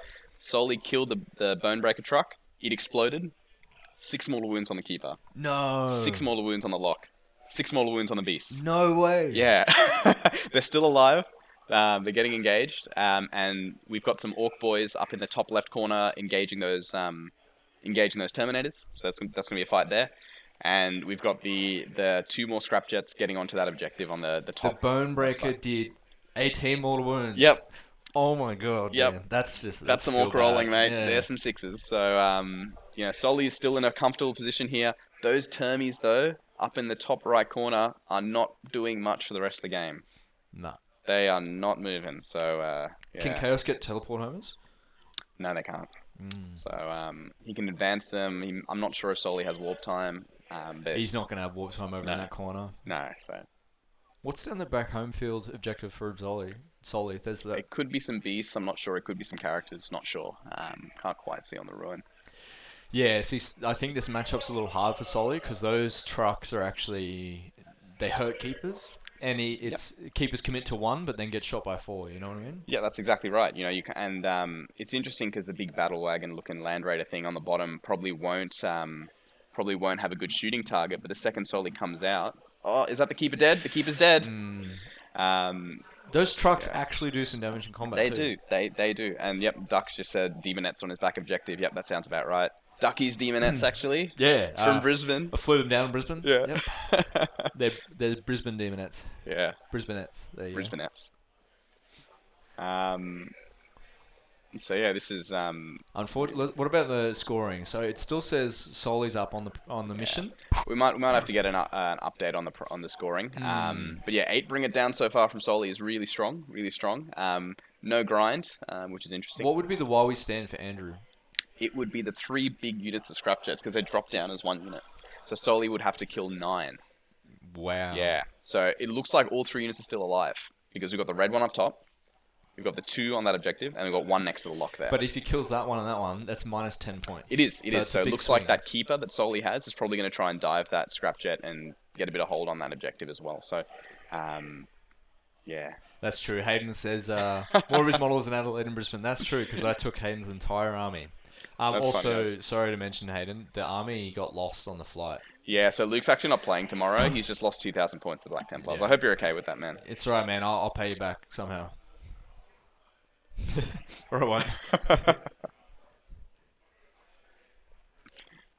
Oh, here we go. He's getting charged by, I'm going to guess, a war boss on by. Yeah, it's going to do a bit of work. We'll, Hayden's already shit on his front lawn. Now, do you think the war boss on bike will do much to this lock? It's got a 3-up invo, got neg 1 damage, and it rolls 6s for feel no pain, And it'll heals heal. a wound. Nah. So, I mean... Well, I don't know what it'll have in combat. Well, It'll let's probably see have if it the has Killer some Claw. claws. That'd be interesting. See, the Kill Claw is 3 flat damage, but still, man, every 6 you roll heals 2 wounds. So it's like... No, it's got super cyborg body, so it's just got a... Yeah, it's not gonna... Yeah. So the scrap jets that charge the Terminators? The Terminators are in that building at the back? Maybe... That's the one Termi, I believe. One the Termi, objective. yes. Yes. Are Terminators troops for Chaos? No, they're not. Okay. They're not. They are for Grey Knights, amateurs. Something's... yep, we're heroicing the Keeper. We're heroicing the Keeper into something. What was that? I don't know. It could have been another war boss or a... Oh, it could be a Deathcopter. Free kill on the Deathcopter, giving us a free consolidation move for the Keeper's pretty strong. Yeah, it looks like it was a Deathcopter. Yeah, Michael, he probably will smite, but I think he's going to go for that that vehicle because, as we said before, it's 5 points. It's a 5-point swing. Denies Linford 5 in the points. chat. Hello. What's up, Linford? So I'm really keen to see the pounce that Soli has after this turn. We've got a keeper there. We've got a lock that's in combat, but we've got some beasts coming in. I'd be really keen to see where that keeper goes. Man, there's so much going on. Yeah. Liam's running out of possess on his table. There's 2 knights left and 2 armigers left, so Yep. Liam's Oh, really let's running out of switch to steam. that if you want. Okay. Yeah, this is what Liam was worried about. Oh. This is what he was worried about, Luke. Yeah. Those possessed dying, and then him losing board presence towards the end of the game. So it's really interesting. He's got the secondaries that are going to score him nice, solid points. Like he's got to bring it down. He's got 4 there so far. The vital ground's going to keep ticking over with those 3 objectives, no matter what. And it looks like he's already pushed engage. Yes, the lock That's can't exactly cast. right, Ducky. Exactly. Yeah, it can't cast if it falls back, so it's got to get stuck in combat. Oh, Liam is running out of models. Yep, but he's on 30 primary, and Steve's on 0. So, Yes, but he's running out of secondary, and one of them's engaged on all fronts. How are you going to engage? he can Tidal Traders from Cultists. True. He can do that. How long do you reckon they'll last? And which quarter do you reckon they're going to go down near in? the armature on the bottom left, he'll get an extra point there. Yeah. But he's on 30 primary, and he will be ticking 10 primary safely where he's sitting, because he's not getting shooting lanes with any of the knights. So it looks like it's about turn 3, not 100% Turn 3, sure. I'd say. Yeah, so it's So the timer, just FYI, is another plus half hour. half an hour to a full hour. Yeah, Yeah. so we've got time forever. Yeah. You guys can take a lap, take a nap, take a lap, whatever you want to do. A lap around the house. Okay, cool. Oh, no one's ever heard that saying? I thought you were offering me a lap dance. Oh, no. Okay, cool. I'm not very good at them. Okay. Depends. Can you buy Duck a new army? If Oh, so, I I'll mean- do- No, I can't. yeah. But So yeah. I definitely agree, Hayden. We think the secondaries for the Well, that's it. Liam doesn't have to fight hard if he's not giving up grind them down, and if he's not giving up assassinate. It doesn't Exactly. even matter Yep. that Exactly. Liam's not getting good secondaries, because right? the secondaries for the knights are all based around killing, and if he can't shoot through that back building, there's probably like 2 turns left, maximum 3. Those Yep. knights only move 12. It's not going to be enough to be able to touch the building and see through to shoot it. Exactly right. So he's never going to get any grind them down. He's never going to get any engage, because he has to kill a whole unit, and he's not going to kill more than yeah. 2 units per turn. Yeah. I think Liam's got this one in the bag, but my butthole would be puckered right now because the Knights shooting is not fun for Liam. No, it's really bad because it's 24 Avenger Gatling shots or 24 battle cannon shots. Yeah. Take your pick. I'd still pick the Avengers. Even the Moiraxes doing 12 shots Yeah. at strength 8, neg 4, 3 damage. You can't It's huge. combat squad possess, man? Unfortunately not. Okay. 58 viewers. Thanks for joining us Yeah, so far, thanks, boys. guys. This is good. This is very good. We actually thought we'd get fewer viewers today at the Invitational, but it's good to see you guys here. Tune in. We're streaming for the next 3 days. It won't be us, it'll be Adam. Yep. But So we not as good, but still pretty good, yeah. Won't have the shirt, but we got 3 games today, 3 rounds today, and then we got 3 rounds on our Saturday, Sunday, and we got 2 rounds on Monday as well. So a lot of 40k for your weekend if you can't get games in yourself. And yeah, Nathan, peak 9th edition, get tabled and win with 45 primary. That's a Necron player if I've ever seen one. Okay. Denise, Mhm. we are a professional channel now. We cannot swear anymore. Oh, I see. I think I dropped the F-bomb probably twice. My bad. Did you drop one? Probably. Oh, okay. Yeah. Apologies for the language, gents. Now, who else do we want to check?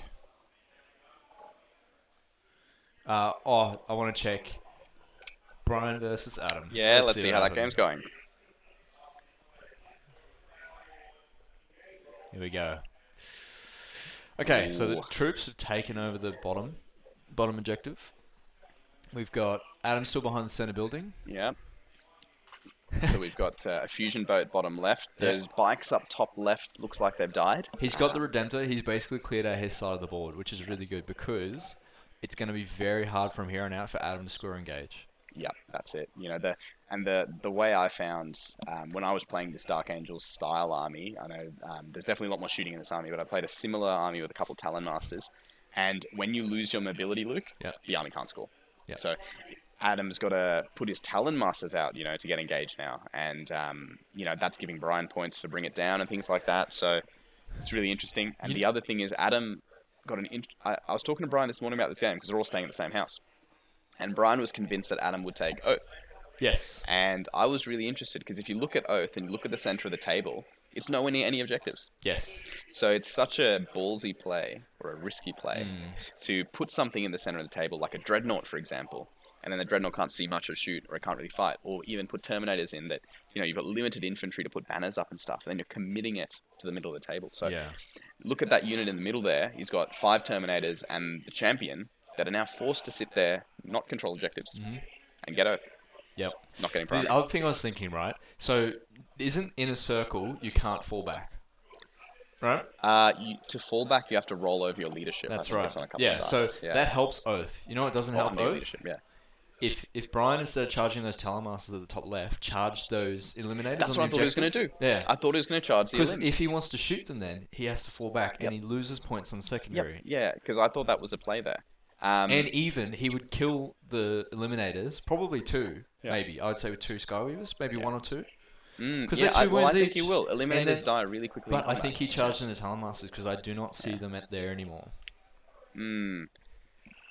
That's interesting. I wouldn't have charged the Talonmasters.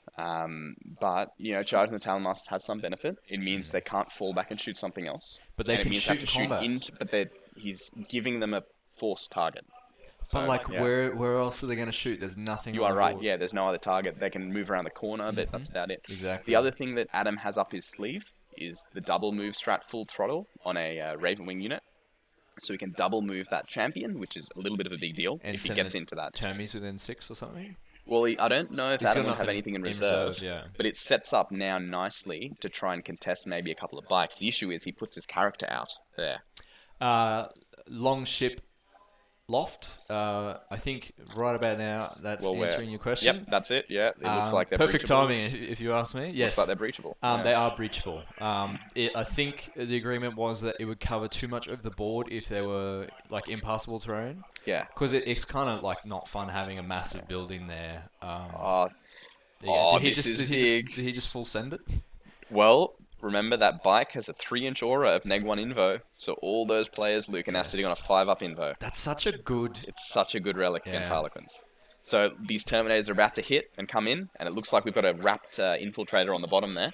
But that wrapped Infiltrator, obviously stretching that unit out. If that Term unit hits and it takes casualties, Brian's got to remove from the top if he doesn't want to lose coherency. This So- is such a close game. This one. Yeah, so it looks like Adam might take that objective. And that relic on the bike is so mint. Yeah. So mint right now. See, I think that Skyweaver play at the top was almost game winning, I reckon. Because nothing else could really get to them if they were behind that obscuring building, That's it. except for the Talonmasters. Yeah. So even though the Talonmasters couldn't shoot them in combat or didn't have a dedicated target, they kind of did because those Eliminators in combat weren't going to kill the Skyweavers. Yep, that's it. And he That's can't it. fall back if he wants Oaths of the Moment. Yeah, that would be perfect. So and he it- could have snuck around the Yeah. side as well and Yep. been obscured. Exactly. Because that would have been, and then those Talonmasters, instead of pushing the middle now, they'd have to go on and rectify Yep. that situation. Yep, that's it. And he's taking, if he kills them, he takes banners off for Adam. Like it's a big play. And now look what the Talonmaster are doing. They do not care. No, Luke. they're they do like, not care. They're coming I'm out. going full.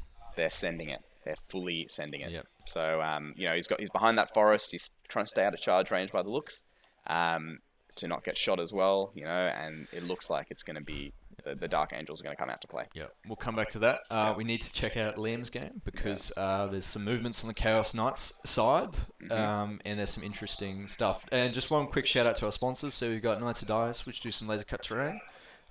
Make sure you check them out. They're an Australian-based company, and they're actually really, really good. I've bought a lot of stuff from there. They got some really Great. cool Ruined City terrain, Oh, and it's so nice. beautiful. Yeah. Smoky Pastures, they're actually supplying food to the event, Denise said. BCP, so the Best Coast Pairings. I'm sure everyone's heard of them. Check out their website. Also go there for the lists. Yep. And what did you say? Dragon Link. Dragon Lair? Dragon Lair. Yeah. I was like Dragon Knight, but that's a hero in Dota. Yeah. But Dragon Lair, was the game store sponsoring the event. And of course, Normal Blokes, which is brought to you by Denise and I. And we're a Brisbane-based podcast. And make sure you check us out on Spotify and iTunes. Yeah.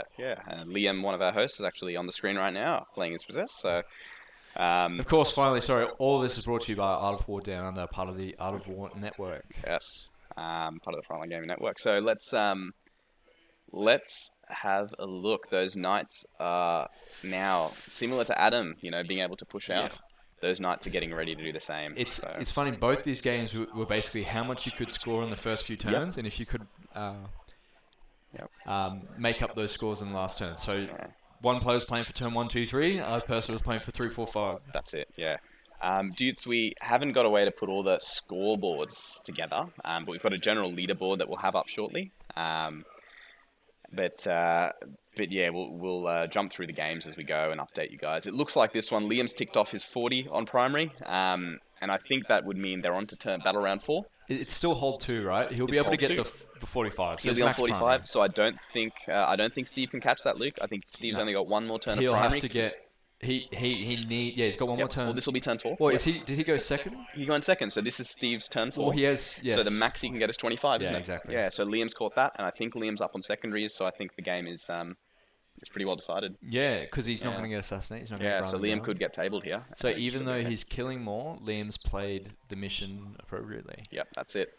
That's it. Now we want to check out Solids because we haven't seen this is in a bit. interesting. Apologies for doing? not being able to cover all the Yeah. but there's so So much much. going on. Honestly, the Brian and Adam game Yeah, for me that's is been like, the highlight. Oh, look at the scrap down the bottom. The keeper's gone to the bottom, guys. Now check out so pay attention to the scoreboard. So Soli is still up on primary. Now keep in mind if he takes out that scrap jet and he's already taken another one, he's only going to get 5 for while we stand, Andrew. So he's actually because he's taken out the red squad of scrap jets. Yes, and it looks That like last he's scrap jet's probably going to go. probably going to go. Yeah. Well, interesting, Ducky. Liam did a really good job of move blocking the Knights into that corner. Yes. So that it was pretty tricky for the Knights to get out because if the Knights shot the unit in front of them, the charge target goes away because Liam pulled up to about 10 or 15 inches away. Yes. So, but yeah, you're right. You know, the Knights being aggressive is definitely the game here. Yes, he played too conservatively too early. I think he should have moved up because even though he gets tagged by them, he's got more knights than he needs right now. Yep, Like he that's it. should have just said, "Cool, you can kill a few, but I'm going to draw you out, or at least get into the spot I need to be for turn 4, 5, 6." That's it. Yeah. Sorry, 3, 4, 5. Yeah, because if the Knights can't get to the primary, and if Liam just Yes. keeps taking, because the Knights don't have obsec. They don't have So obsec. 2 possessed count for 1 big Knight. Yeah. So that's so powerful for the chaos for the possessed player. 100%. Yeah. So I think solely based on what he's going to go here. Yeah, he's going to grind them down. Do you reckon he's going to get the grind them down points for this Oh, round? it's going to be hard. Unfortunately, I don't think Soli's been killing enough, and I think his Terminator squad is actually very hindered, or if They've not, been neutered, haven't they? they're Yeah. dead. So that's not very Yep. good. And Duck, you're right. You know, there's nothing blocking that middle part of the board for the Knights to just trounce right through. Yep. It was really just that top corner that Liam was controlling. Yeah, he played 2K. The Knights played way and too the close. Knights swinging to the hammer and anvil allowed Yes. Liam to do that. Yeah. I mean, it's good. It's kind of good. It gives him the range, but it doesn't give him the breadth of board, like That's it. ability to spread. And there's if you the bottom right hand objectives for Liam were just his. Yeah. For the rest of the game, they're his. Well, actually, yeah, basically the 2 of them were Yep. all his. Yeah. Well, actually, Liam had 3, right? Yeah. He can just control his 3 and then just fight over the one in the top. So it's fine. And I think that's one of the downfalls of certain builds in ninth, where if you have minimal models like Knights, you can't push your area of influence onto multiple objectives all at once, can you? Versus, a lot of small units. Yeah, exactly. And OBSEC is key. If you don't have yeah. good troops, it's hard to, Or even better, Luke, just turn off everyone else's. rights of war and terror troops, mate. Just scare them. Just scare the OBSEC. They just drop the little laptops and like, oh man, I can't hold the objective. Yeah. All right, I'll go for another walk unless you want to.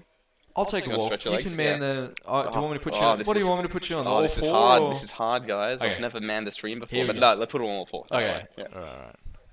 All you gotta do, and then transition. Yep. Sweet. All right, I'll leave it with Denise. When I Alright. come back, let me know if he was nice or good. Or bad. So we're seeing, yeah.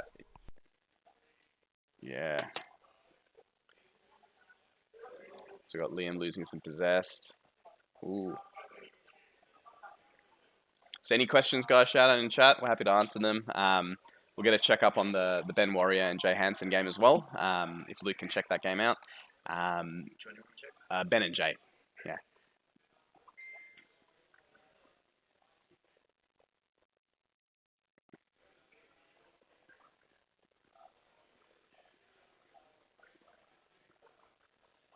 Yeah, we'd like to get a couple of these players in for an interview after our round as well. Why isn't the table for Jay up, Duck? Because we only have 3 streams up, and we we decided to put the three higher ranked matchups up, or the TOs decided that. So yeah, that's why. Yeah, rip. Link to the other lists other than BCP. Unfortunately, not at this stage. Longship.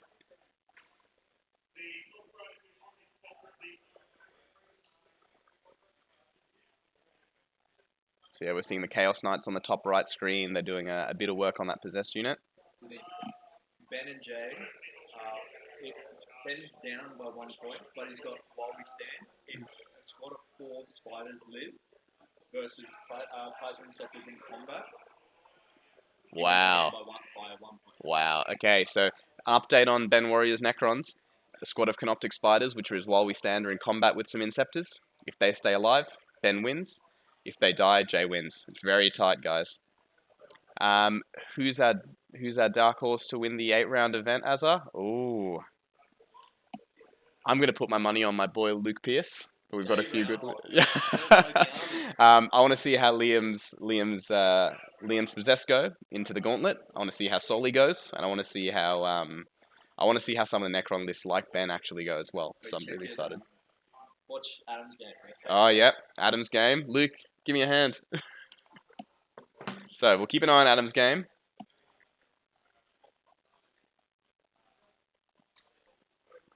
So those Terminators are in on the bottom left screen. The llama. We can see the llama. It's on the Dreadnought. So those Termies are going in. They're probably going to hit some primary up for the Dark Angels. Wow. And yeah, Nathan, I think you're talking about Gus's list. Yep, Augustus's list. Really, really interesting. I actually had the pleasure of playing Gus on TTS, and he's a pretty good player. He plays with some of the big boys. Yeah, so I'm really excited to see how he goes.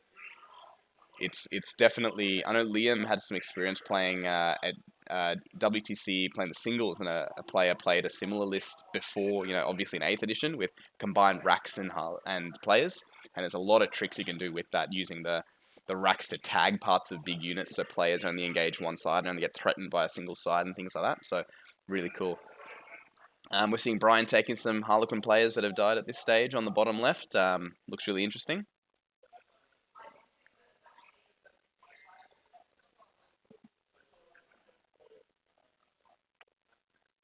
So, did you see the llama?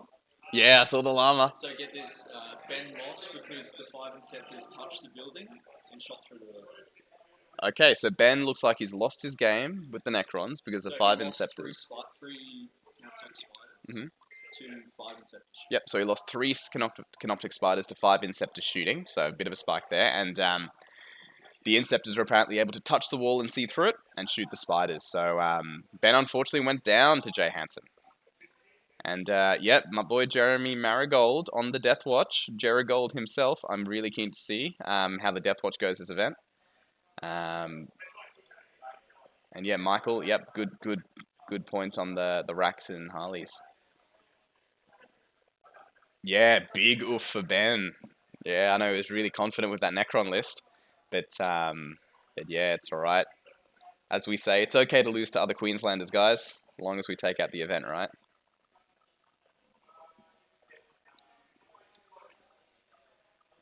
Now we're seeing some action on Soli's game on that top objective.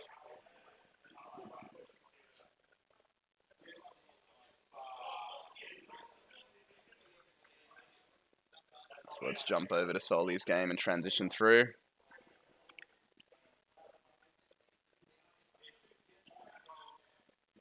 So yeah, the Orc boys have come through that wall, busting through that wall, and we're getting the Beast coming around that bottom corner to try and threaten that scrap jet. So we're looking at While We Stand going down for Andrew here, but also the primary has been so low for both players. It looks like they are entering it as they go, but yeah, tight KG game that's got a lot of scrapping. So I'll be interested if Soli can reach that big tank on the bottom left.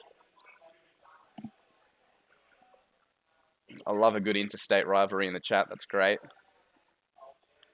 We'll just ask Lee what state he's in, and he's going to say the best state. So he's currently in Queensland.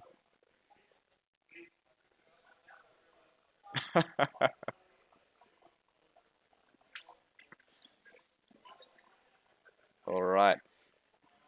And guys, if you've just joined in, we'll be streaming the next 3 days. Today we've got the Invitational, 3 rounds of the Australian Masters, and the next 3 days will be 8 games of 40k with shoutcasting by your very own Adam Camilleri. So if you've got nothing on this weekend, if you're not playing games, listen in for some awesome content.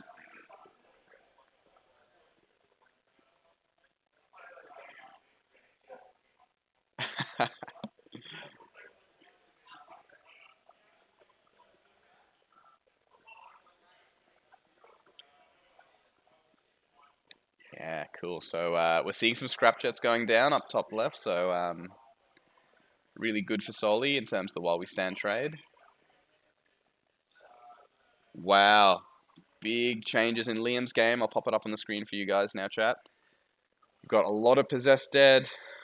Liam hiding out. He's got his 40. Total VPs are coming in. But yeah, a lot of chaos. So it's really cool to see the Knights actually doing a lot of work. So great play by Liam here. Trying to protect the army, get the points early, and then just, head it straight to the blender. So looks like they were wrapping up the game pretty shortly. And yeah, let's get Brian's game up.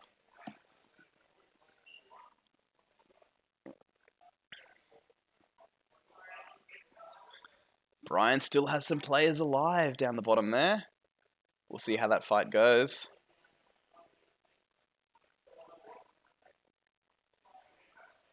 A lot of stuff dying here. Brian making a lot of 6-ups here. Oh no. That's exactly right, Ducky.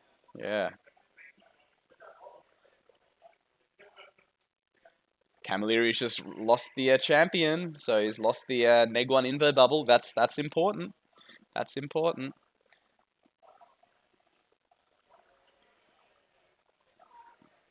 Wow, this game is on a knife edge, guys. This game. I'd love to get one of these players on the stream afterwards for an interview because it's been some excellent play from both sides.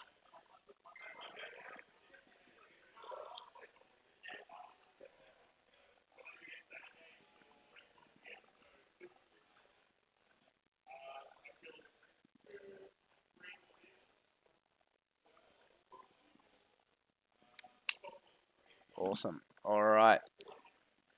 So seeing the punch back. We're seeing the punch back.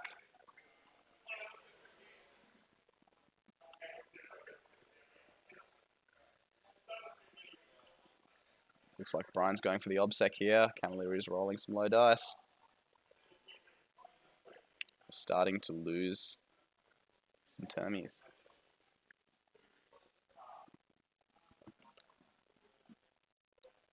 Because this fight down the bottom might dictate how much primary Brian gets this next turn. So it's quite potent.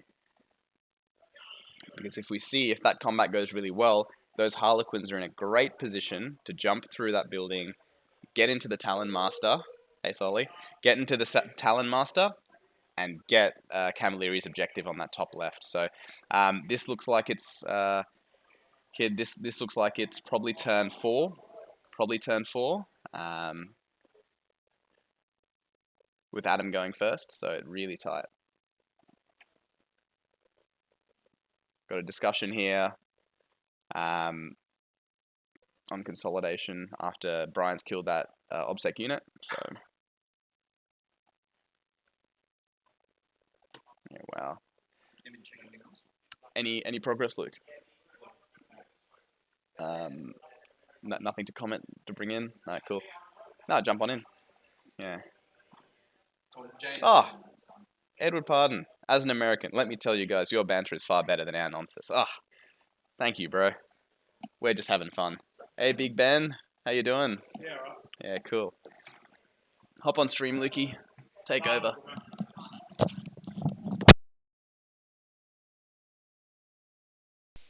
Ah, Jesus. As Denith walks out, he almost breaks everything. That would have been good. All right. Back in the captain's chair. So Brian played a really good game. I think I talked to him before. I think he was aware that he pushed a little bit too hard in that turn where he made the push. He he went a bit too deep and I think lost a few extra units where he didn't need to. The push was the right time, but I think a bit too aggressive. We could probably get them on stream and have a chat about it afterwards, and they can talk about the game. That'd be really cool. So why don't we check out Liam's game now? Not sure where Denise left you guys at, but we'll go to Liam's game.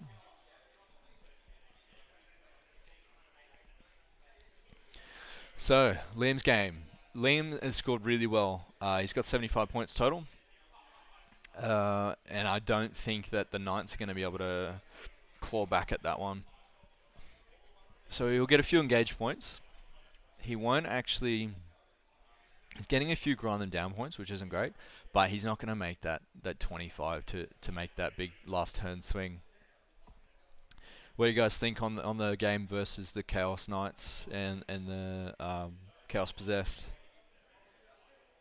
Think it's pretty much locked in for Liam?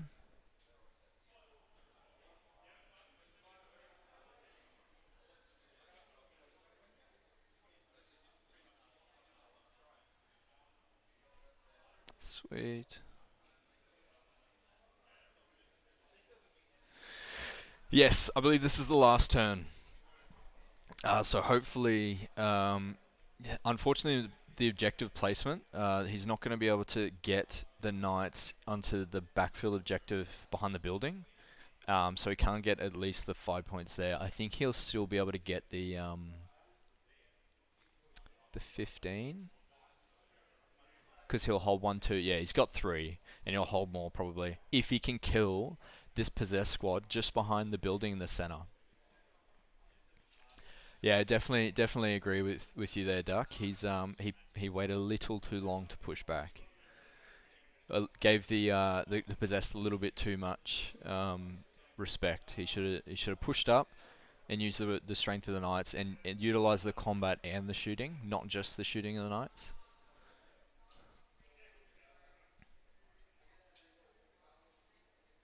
I think they're measuring the line of sight there.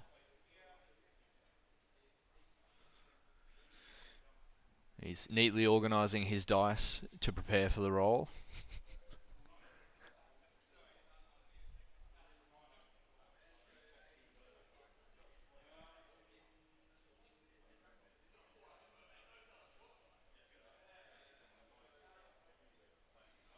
Okay, so seeing if he can kill some possessed.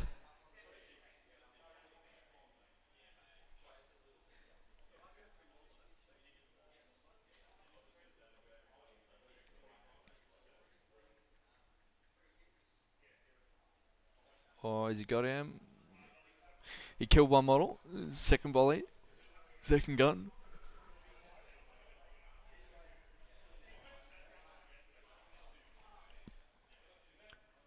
I think Liam might still just claw through that one. I think the Knights don't have enough time to pull back that. So what I'm going to do is take us into Brian and Adam's game. So Liam's got that possess left on that objective, so the Knight player's not going to get the 15 for the final turn. But he does score. He does score at the end of the battle round now, according to the new FAQ.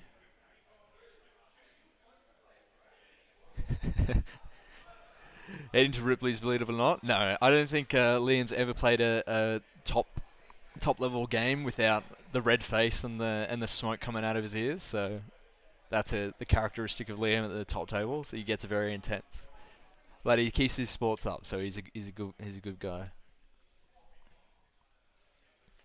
So this is Adam versus Brian still. Notice the top left objective. He's got a dreadnought with a llama on it. Yes. That's a llama that Adam gave to us in 2018. Yeah, so the first time we met Adam, he gave us a little llama. I thought it was a great idea to bring that back. Yeah.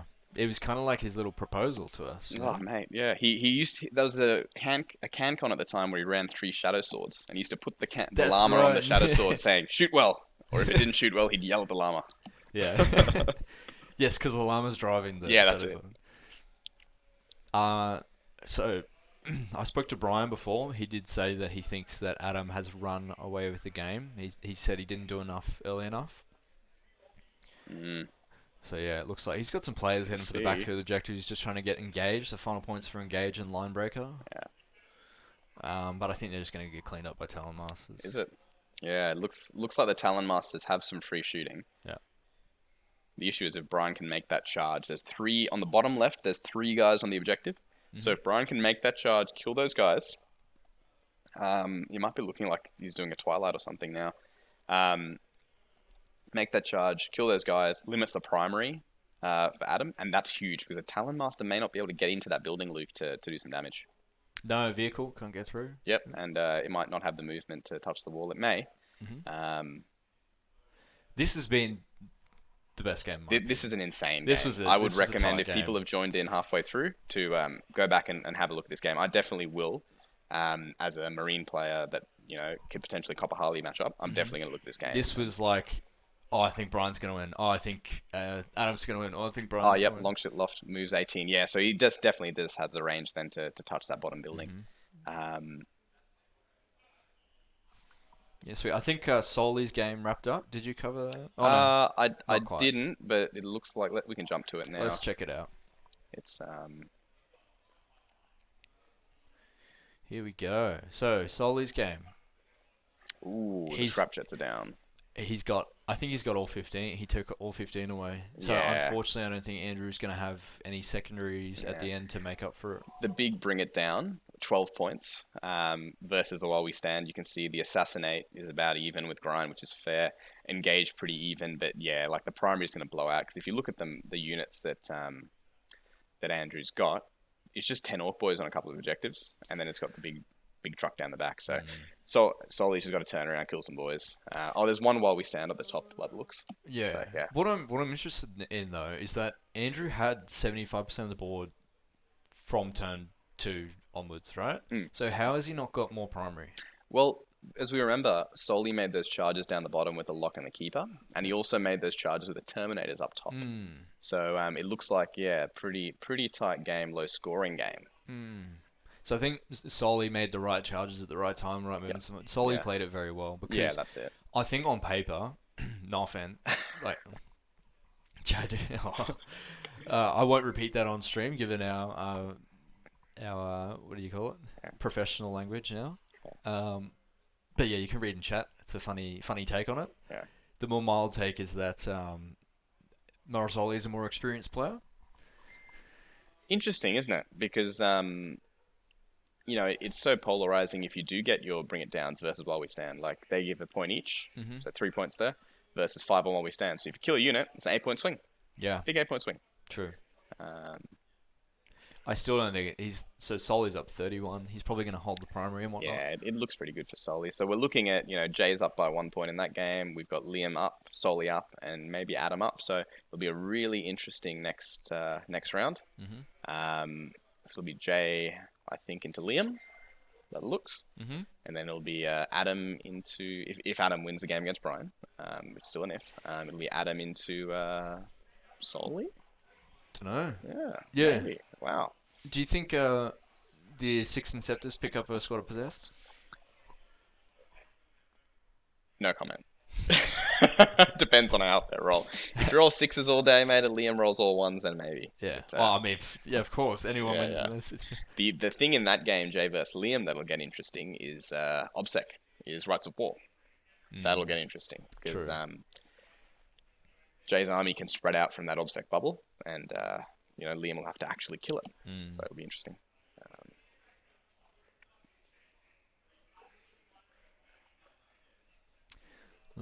Check I must reroll. Yeah, Pretty good, Swolduck, yeah. it will, Yeah, the old Chappie Master. The issue is with the trap, I guess, with Chappie Masters, you might blow your own Inceptors up if you're rerolling the 2s and the 3s. Because they might be an egg one to hit, so you never know. Yeah. Well, it's only on an unmodified one now, right? Yep, that's correct. Yeah, but you have the risk of rolling to roll 2 or a 3 back into a 1, Which especially when there's 6 shots always each. happens, Yeah. yes. I just, reroll the 1s and just... I had a practice game against Liam, and Luke and Ducky saw what happens when 5 Inceptors roll 6 shots each without captain rerolls. You lose Yeah. like 4.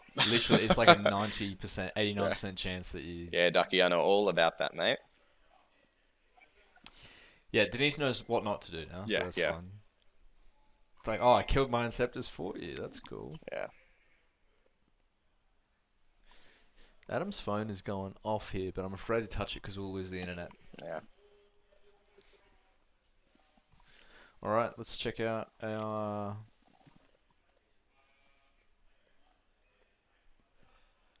Possess 2 wounds? Yes, they are. They're T4 2 wounds. They're strength 5 as well.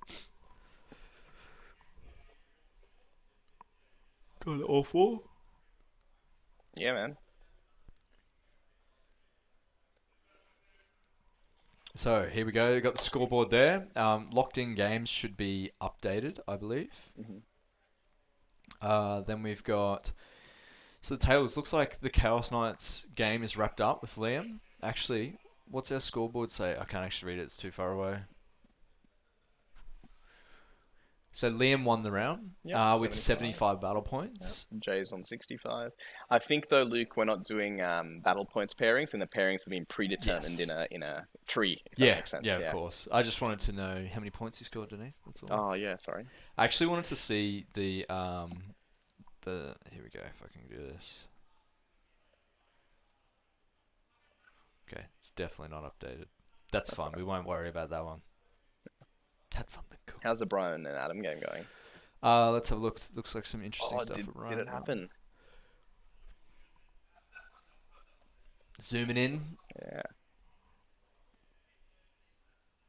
Here we go. What do we got? Looks like we've engaged that top corner, He's- mate. We're going Brian in. is fighting. Look at the. If Brian has second turn actually, He does. and this is last turn, He does. he could actually pull it. Because that's why Camilleri thinks. I walked out there and Adam said, Brian might have it if he goes well. So Because yeah, he's man. got players on both objectives. Could out be offset. a full 15. Look at the number of dice he is rolling. Yeah, the Frozen Star's gone Yeah. way too good. Oh, I actually think Brian might have it. Okay, let's check it out. So, Oaths of Moment, raise the banners.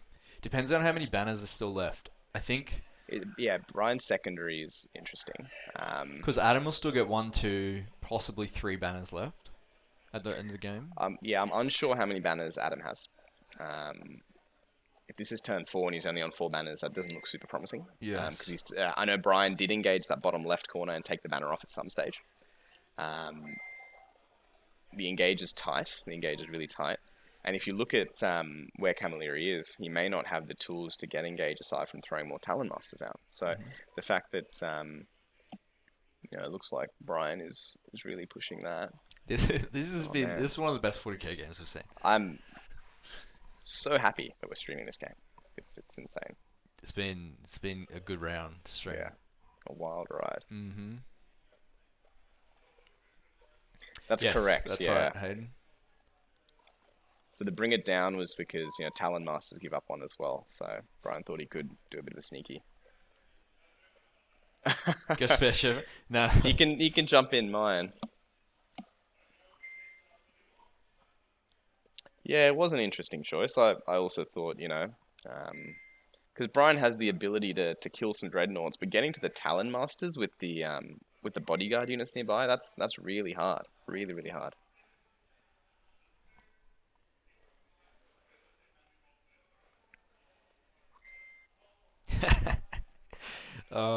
The girlfriend just messaged me and said, like the shirts, but your head is square. I'm like, damn it. She calls me squarehead. You don't have a square head, man. You have a beautiful It's like head. a rectangle. It's like very, very... You have a lovely face. Thanks, man. You do too. Thanks, man. She calls us cookies and cream. Remember that? Hey, we have to stay PG on this podcast, mate. Hey, what's wrong with that? It's an ice cream flavour, man. Tim, that's the way to be. I just got a couple screenshots from my friend, and he's saying he's loving it. So we're really happy that we're putting on a decent show for you guys. Yeah. It's Denise and I's first turn running the show. So Yeah. So it's been super exciting. I guess the next games there'll be two games to watch instead of 3, so we'll be able to hone in on a few things Yeah. a bit more. Yeah. And then the final, of course, we'll shoutcast as well. So it'll be Yep. really cool. Should be sweet. All right, what's going on? So we've got. I actually don't want to leave this one. Yeah, But Soli's so is popping off too. Nathan, there's an interesting thing that Brian can do with Line Breaker, because if there's a gap because obviously with Vital Intelligence, there's a massive deployment zone. So if there's a gap, what Brian can do is Heroes path his 3 characters in, and then in Adam's turn, Heroes path them out. So he's still getting 4 on Line Breaker. So if he does that, for multiple turns, that's really stressful. And what that forces the Dark Angels to do is push out a bit more, which is not ideal against the Harlequins. So, yeah, there's a few things that Brian can do. And also, he can just dive fusion boats and stuff into Adam's deployment zone to get Line Breaker as well. So, on this, and because it's so wide, there's many opportunities to do that. So, it's an interesting choice. And we were talking this morning, and Brian was saying he could waste units and get 2 points on Engage all game for 10 points. Or he could just do 3 turns of Line Breaker and get 12. So maybe that's a better call, yeah. Oh man, I'm so interested. But Soli's game's popping off. Yeah, go for it. Look, Tim says it's canon now. This commentary team will be known as Cookies and Cream. Do you mean to go all in Cookies and Cream? Yes, Cookies and Cream 40k podcast. We need to get more Podcast matching. dedicated to dunking Oreos in milk. The best combo there. Come on. Yeah. Oh. Look, unfortunately, I'm going to swap us to Morosoli's game. We'll see what the scoring's looking like there. Rename and go the merch. Yeah. There's Liam. Liam Liam in the corner. window. We've got this really cool room here, guys. We're in like the stream dungeon, but there's this one You know what? window I'm in the just corner. I'm just gonna show it. Ready? Check it out. So we've got our setup, the nice and ugly computer. This Yep. is from 1995, I believe. Yeah, this is older than monitor. you, Luke. Yeah. So we've got that. It's really fuzzy to look at, so it's hard to notice. Then we've got the big screen that we we're got a watching all you TV. lovely boys on. And we've got the hallway for the toilet, so we can see who's not at the table. Yeah. So that's our little setup in here. We're actually in the broom closet, if anybody actually wants We're in to know. Harry Potter's room. So every once in a while, someone will stick their head in that window and make a face. So Soli, how are we looking? I think he's run away with the mission. He's on 49. It does look like it, doesn't it? Because we've got the Lord of Change in the bottom corner with the Keeper. I have no idea how the Keeper made it down there, but that's incredible. They move so fast, man. Yeah, so they're just going to punch on. And look, the Orc boys up top look like they've moved off the primary. And, Soli's just... It looks like he's running away with it. So, really keen to see the next games. Luke, while these games wrap up, do you want to get some interviews going? Yeah, I think it's a good idea to get some interviews going with some people Yeah. finishing up. I think we'll save the Brian and Adam game for a bit. But would you like me to go out and request someone? Who would you like to do first? So Liam's finished. Yeah, I wouldn't mind getting Liam on. Yep. Soli's still going. Yeah, I can see what Liam's doing. Yeah, cool. Back a Yep, bit. let's do it. Let's get Liam in here. Alrighty, so Soli, yeah, looks like he's running away with this. Yeah, we can talk about the tables. It's a very good opportunity. I don't think we've ever actually had a streaming opportunity like this as part of the Art of War network. The Down Under part of the network. It's a very unique setup we've got here today, and we're in a nice air-conditioned room too, so that's good. And I have now in the booth with me is Liam. I'll take us to all 4 so you guys can look at the matches still remaining as we go.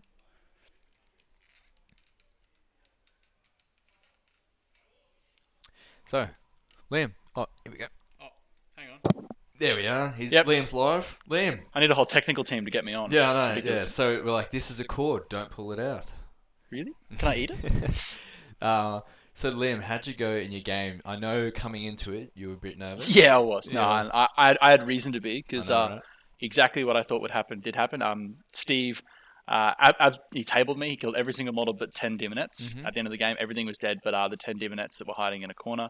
I've never played Steve before. In fact, I've never met Steve before. He is one of the best people to play. He is Really? such a gentleman. He's so nice. His sportsmanship is awesome, That's and he's an awesome. absolute legend. And he's just so polite, like when things don't go to plan, like failing Delightful Agonies 5 turns in a row despite CP Really? rerolls. Yeah, no, I literally failed that power 'Cause 5 that's turns crucial consecutively. for you Yeah, no, versus it's especially against a damage 2 Yeah, spam army. damage That's 2 and that's D- a thing. D3, yeah. So he was like laughing, but laughing politely, So basically, man, I took I took Bring It Down just so that if he was aggro, he'd be punished for it. And then I took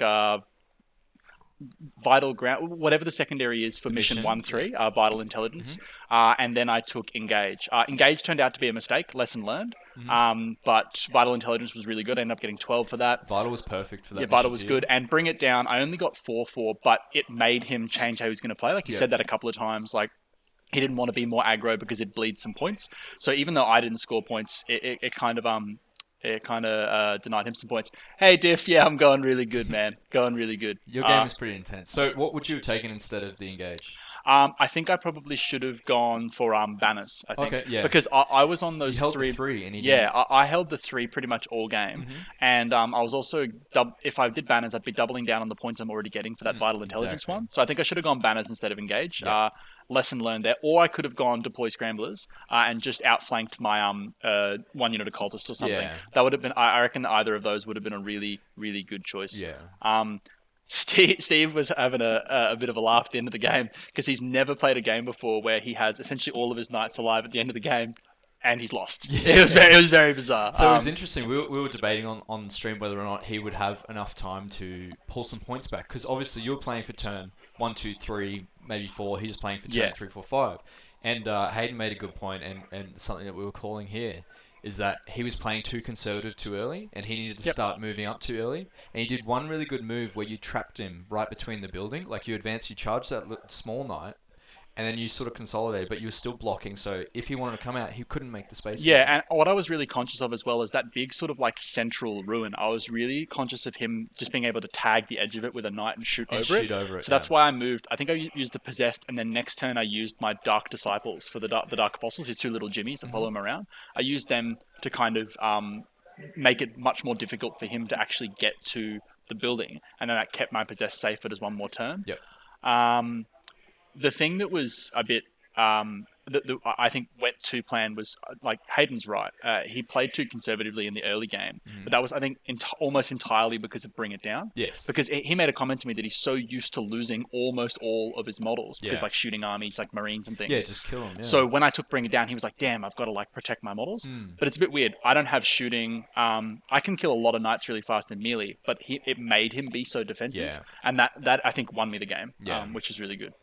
Because when you made the first charge, I'm like, everybody, watch this. 5 Possessed, 1 Knight. Let's see what happens. Yeah, easy. And it picked it up. Yeah, Yeah, without any issues. I Man. know, right? And then when the 6 hit the Possessed at the top, I don't know what perspective the camera was, but at the top of the table from my perspective, it was 6 did 18 wounds to the Knight, and he was like, "Wow, those things hit like a freight train." Yeah, It's that's so good. insane.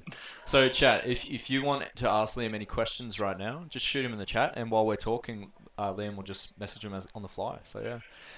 So Jay won against Ben. Won against Ben. Very, very close game on the last turn. He got the swing with the Inceptors. So damn, that's good look. One of us is definitely not me. Yeah, Denise. He's gone. So that was a close game. We've got Brian and Adam on screen in front of you now. This is pretty tight. It is. This one. So who do you think you're going to be versing the next round? Well, I know I'm versing Jay. Oh, So the trick question answered easily. Damn Jay, look, I'll be honest. I think whoever wins of these two, they've still got to play Soli, Matt Morrisoli. And I really like Matt's list, and he's a really, really good player. So to be honest, I think of that side of the pool, my money would be on Matt coming out on top. Yeah. Regarding medical advice, no, but I do accept bills in advance. And duck the rash that you have is something you've had your whole life. Get out your microscope and have a look. Now, just we're keeping it PG. I did. Yeah, I did. I definitely did. I answered very diplomatically. Yes. Very well done. So I'm next playing Jay. 15 Plasma Inceptors and 18 Blade Guard. And thank God that list has no damage too. Looks panicked. Dude, everything's damaged only too. like 40 shots. Yeah, I know, right? 30 shots per squad. The thing for me is that if he's within 18 inches, he's in possessing range. Yeah. Yes. I will reach out. Yeah, there are some pretty large ruins. And the next mission we're playing is Surround and Destroy, which is Dawn of War, which I'm pretty happy about. I am a little bit nervous about the first turn dive, like if he goes first. Yeah. But we'll have to see what happens. Yeah, I suppose it depends on deployment. And if Yeah. you deploy defensively, you can, you can Yeah. more safely do it. It's a bit tough because he's got rights of war. So Yes. he's going to be obsec and I'm not. Yep. So he can theoretically kill me and play the mission better. So I'm going to have to pull this one out of somewhere. Although, that's for sure. Death of the False Emperor on those boys. That's a thing. Not bad, right? Yeah, that is definitely a thing. So, yeah, Tim asks you, what matchups are you most scared about? To be honest, Tim, my least favorite matchup was the Chaos Knights. Just because all the blast weapons, getting max shots like Graviton Pulsars from those little knights, putting out 12, strength 8, AP lots, flat damage 3 shots, kills so many. Then he's got the Avenger Gatling cannons and the battle cannons, which I normally don't see in knights armies, but the battle cannons kill me so fast. I was pretty worried about that game. This game and Jay, unfortunately, are actually the two armies that scare me the most. But armies and players are two very, very different things. Like we've got some really, really skilled players here, as I mentioned. Like Matt Morozoli is an absolute legend. So like matchups and players, two very different things, I suppose. Mm-hmm. So it's funny because a lot of people, like, there's a lot of list reviews and whatnot going around, and some people were like, oh yeah, the 18 Inceptors and the 15 Blade Guard aren't that good. I'm like, it's actually pretty fucking hard to kill. Oh, sorry, I just dropped an F-bomb. We'll blank that out. Haha, you did it, I didn't. It's very difficult to kill. And it does a lot of damage. Yeah, I mean, the thing for me is that, I don't know, it's going to be so weird. I know, right? I think the thing that's going to be interesting for him is that, because I move a lot faster than him, because I can move 14 and then an advance and then a charge, and because my whole army's -2 to charge from my relic, I think his Blade Guard will be much less effective than I think he thinks they will. Yeah. So it's going to be a lot about me like getting to the Plasma Inceptors, The and Inceptors is a big after that, hammer. I think I can play around the Blade Guard. Yep. Also, because the Blade Guard, I can make them like, I've got a 4-up invo, 5-up feel no pain. Mm-hmm. They don't actually like kill just like a whole squad. Sorry, that's if I pass the 5-up feel no pain power this game. That would be really nice. That would be really nice. Yeah, that would have helped you 2 damage stuff, right? Yeah, man, that definitely would help. Let's look. You got 0 out of 5 for this one. You get 5 out of 5 for the next one, man. Nailed it. What turn are they on? I don't know. I thought Adam it was and Brian. last turn just before, but I'm pretty sure Brian went second. If Or maybe Brian first. went second, he can go pretty big on the primary last That's turn. what we're thinking. But I am unsure. I will get my correspondent, Denise. Yeah, no worries. Where is he? Where is the boy? Ooh, Brian went bring it down. Oh, because of the dreads, of course. Sorry, my bad. Yes, he needed to kill the dreads because they put out so many shots on Harleys. And once he takes out the dreads, he can sort of... Serious question, though. There is a llama on top of Adam's Dreadnought. Mm-hmm. What does the llama signify? So the llama Yeah, represents... Adam gave that to Denise and I at CanCon 2018. And it was like his luck llama. So he put it on any vehicle he wanted. Like he ran Shadow Swords. He put them on the Shadow Swords and be like, shoot well. And if it didn't shoot well, he'd pick out the llama and put on another one. Is it working? Shoot. No, it's not working. Okay, right. Denise, what round are Brian and Adam on? Final turn. I thought Brian went second. Yes, it's, I think it's final turn. Adam's just playing through his turn now, right? Yes. So it's turn 5, and Adam's not doing enough damage on this objective there, the bottom objective. So it looks like Brian might come out with a win with 15 primary at the end. Wow, Jeez. that would be a pretty hectic comeback for Brian, and I know he's been really stressing about this game as well. So I'd be really happy for him Because he needs to do hold that. That one would of be those insane. two, right? This has been like, your game was hectic in terms of what you had to do, and this game's been back. It's been back and forth. That's it's been awesome. one of the best. So Brian has bottom right objective and top right on the screen, right? Yeah, And he's contesting both just to try and hold one so he can get the 15, right? Well, here's the thing, he's scoring at the end of turn 5, Yeah. so he's going to punch that 15. So he'll get 15 essentially. All he has to do is fall back and get out of combat with some players up top. And because Brian hasn't already got like 40 primary, he can get that full 15 in that last Yeah. turn. Which is because like sometimes people underestimate it, get it early, and Yeah. count on it later. But he can also, those Skyweavers could probably advance. Yeah. Yeah. Sammy asked the question, why am I playing the Possessed and not the Orcs? The answer is actually a bit weird. The answer is the Possessed list is awesome, but it's actually pretty hard to play. I've got a lot of practice playing it, but it burns you out if you play it too many times in a day or over a weekend. Yeah. When I played a three-round tournament with it, I was devastatedly tired at the end. I had to go straight to bed when I got home. And the thought of playing potentially 11 games over 4 days It's rough. with that army was not a reasonable prospect. So based on that, I've been working on the possessed army, something different on the side, so I decided to play that. I think I'd rather lose than play. I couldn't do it. I would actually, I would pass out. It's too much. Did you want to? Hope that answers the Did you question, want man. to talk about your game? If you Want want to swap? Yeah, jump on over. Jump on. I'll swap with you. Do you want to? You can do this one, Dean. So Dean's gonna interview with Soli. I'm trapped. You can't afford my hourly rate. So Also, it's like that I can't. I'm accustomed to that. All right, so thank you, Luke and Liam. We're here with Matt Morozoli, winner of his game. So Matt, going into that, I'll let you put the headset on first. Yeah, thanks, mate. All right, so going into that round against the Orcs, before the deployment and secondaries and everything, what were your thoughts? Look, man, I think when I look at it on paper, I've just got a lot of ways to deal with I guess the pseudo MSU. Mm-hmm. The keepers in a lot of change are really good at killing like one of those buggies outright. The Terminators can just kill like mass. Mass units at once. Pick up stuff. So I really just thought as long as I didn't get spiked out on damage on one of the big guys really early on, I'd be fine. Mm-hmm. And I sort of deployed really, really cagey for that. I'm not sure if you had it on for like the first You had turn, them all but behind like the building. everything was Yeah. just like as far back as possible. I probably had even the beast out too far and letting them get shot on the first turn. But I was just like, as long as I keep everything back for the first turns, you can't spike, come in, strike first with the Terminators and take some of his damage away. I can just sort of go nuts with the keepers after that. Yep. Were you concerned when he picked his secondaries for while we stand? A little bit. I didn't realize how that worked. That's actually sick. I'm sure you guys talked about it. Yeah. But yeah, the units of 3 buggies, like having one of them live and get your 5 points. I was like, fuck, I'm actually in trouble here. Yeah. But yeah, I think it was okay when he sort of committed a bit harder than I thought he would. Yeah. But I was slightly worried by that. Yeah, and it was interesting when he pushed out his turn 2. We actually thought you were in a position where you couldn't bring your termies down, but it looked like you had some spots to, like in the top corner, to bring things down.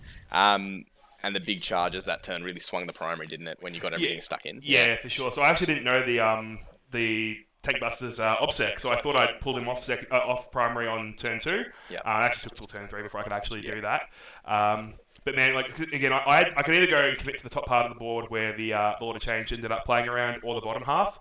And he just had so many units down the bottom half of the board. It was sort of a no-brainer because it let me rack up the points to bring it down and for kill more. Yeah, so you do a big heroic into, was it a Death Copter? I did. It was yeah, sick. yeah, and then that pulled you back down to the bottom objective, which was good.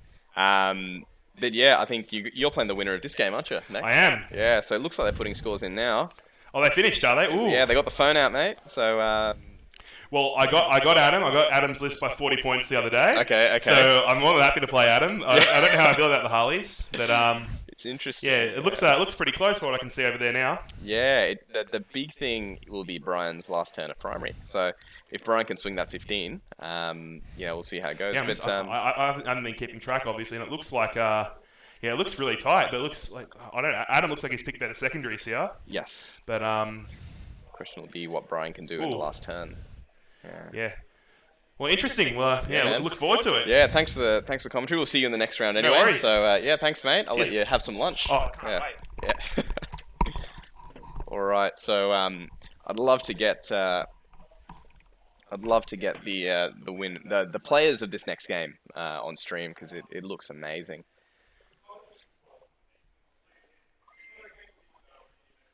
Whoa, Adam's going up in points here. Oh, question for Matt. What good-looking hunk of a man had the idea of Emperor's Children Terminators? I bet he's handsome and highly intelligent. Sounds like Lee helped with this list. Alright, we're just seeing the final scores coming in, guys. I'll try and get a runner for me. Is that?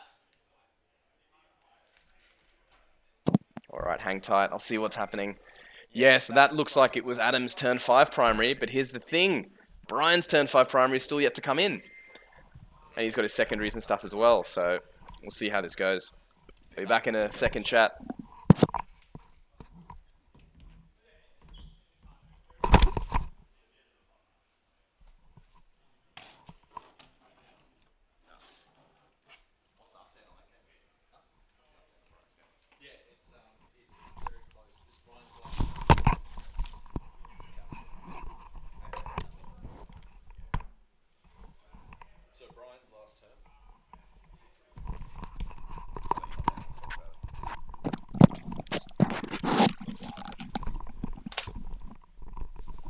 Yeah, so he's put his primary in. We're really interested to see how this goes. Mm-hmm. We got Luke back. So what game are we on? Yep, sweet. So it's last turn for Brian. I think the score is 74 to 51. Brian needs to make. He's going to get the 15 on primary, but then after that he needs to make 8 points, I believe, to try Well, and he's going to bring it down by the looks. I don't know. bring it down to only 1 for the things though. It's 2 for the Dreadnought, 1 for the Talon Masters. Oh, sorry, not bring it down. Line breaker. The 4 Line breaker. points on line breaker will help. Yeah, because that'll bring him up to the He 19 needs that two, he needs. 2 units there, Yeah, 2 units. so he can't get. Imagine if you had the CP for Heroes Path right now. He's got 1 CP. Oh, wow. That's huge. Just there is a crowd of about 15 to 20 people around the table too. It's so cool. What a game. What an incredible game. Because the other thing we have to look at is, oh no, Adam's already maxed his Oath. And he's got 8 banners. That's huge. That is so huge. This is looking hard for Brian. Mm-hmm. Oh, it's so tense. Yeah. There's intensity at the table. Adam's worried he's going to lose, but he's like, there's nothing I can do now. I've done all I can. Yeah. And I don't think Adam was fully aware that he could hold the primary at the end of the turn. Ah, okay. Because he's like, oh, I don't think you can get the 15 on the primary. You're not going to get 15. And Brian's like, oh, I screw at the end of the turn. And nothing is on that top objective. Yeah. So he could zip to that. That's it, yeah. Lee, imagine if the Oath of Moment Crutch didn't exist. Oh, I guess it'd be a much harder game for Adam for sure, but I guess it does exist, right? We just got to cop it.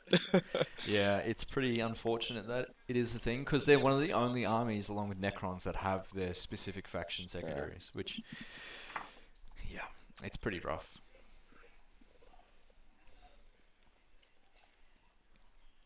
So, man, this Adam is a popular boy. This phone is going off Mate. the whole time. Yeah. Oh, this might be it, Luke. If that Death Jester gets pathways or something, and then gets into the deployment zone. Mm-hmm. Wow. The Skyweavers have a good shot. They have a good shot at the Talon Master too. So if they kill that, that's a bring it down point. That's really nice. Yeah, I don't know if, like, in terms of resources, if that's kind of worth at the moment, but Adam sneakily trying to make Brian waste time. Yeah, man, unlock your phone for me, man. Break your train of thought.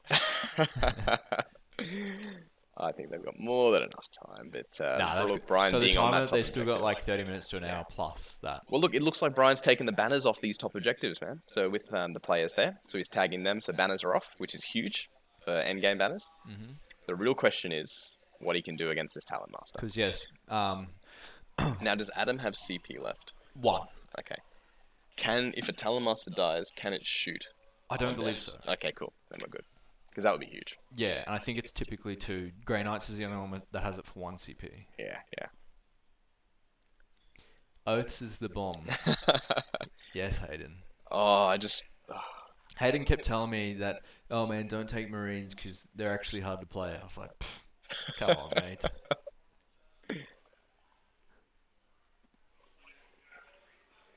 Oh, he rolls a bunch of 1s. It's typical Brian fashion. He's going for the Talon Master by the looks. Yeah, it makes sense. You need every point at this stage. Only got 1 mortal.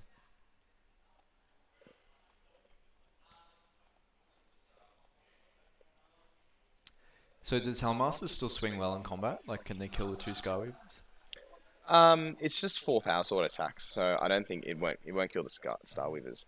The issue is like a spike on Overwatch, and then a fight might. The llama. The llama. That's, the llama. That's bad luck. He knocked it off, man.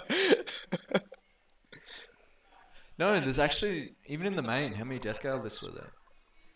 Death Guard. I haven't checked actually. Sounds like there was a handful. But Yeah, I thought there would be more. The new Death Guard isn't in because it's released today. But, yes, of course, yep.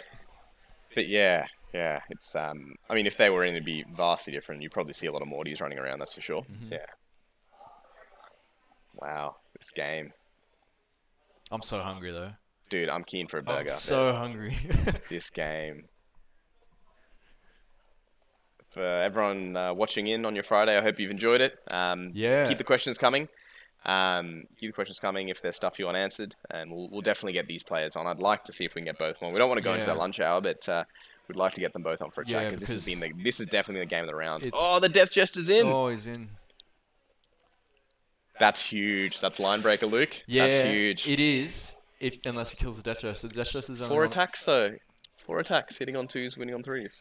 Yeah, I'm pretty sure the Death Jester's wounded. It's got. Oh no. Cookies and cream burger. I'm not sure that's a flavour of ice cream. We can get the cookies and cream milkshake afterwards. Oh yeah, I'd do that. Who's your favourite Sammy B. Masters? Look, my favourite for Masters, it's really interesting. Liam's path got a lot better by winning that night game. Mm-hmm. So Liam's looking good. However, he's got to go up against Jay Hansen next. Yep. That's going to be a tough game. Yeah, but here's the thing. Jay's very defensive against shooting with Salamanders, but Liam has 0 guns. Yeah. So Liam... But he also has, 36 Plasma Inceptor shots per squad. Yeah. Yeah. True. I mean, but that's if scary. he's chapter mastering up, might just blow up his own units. So who knows? Yeah, let's hope. Does he have a Apothecary? He does, I believe. But the big thing is, Jay's got the Obsec. And then, we've got the winner of this game into Soli. So that'll be really interesting. So I reckon my favourite, I'd love Liam to win it, being one of our boys. But it's going to be good games regardless. For the GT, Luke, what do you reckon? I actually think that Jay's list is going to do well in the GT. Jay? As much as Jay's a nice guy, I don't like the list because it's so basic. But it's so just Inceptors and Blade. Yeah, you're like, it's not very good, but really... it's really hard to play against. For some armies, man. To engage it. Yeah, I know my Death Watch will definitely have trouble against that. Yeah, because I'm going to have trouble against it. Kiddo Crew, this was an invitational event. Yeah. Yes.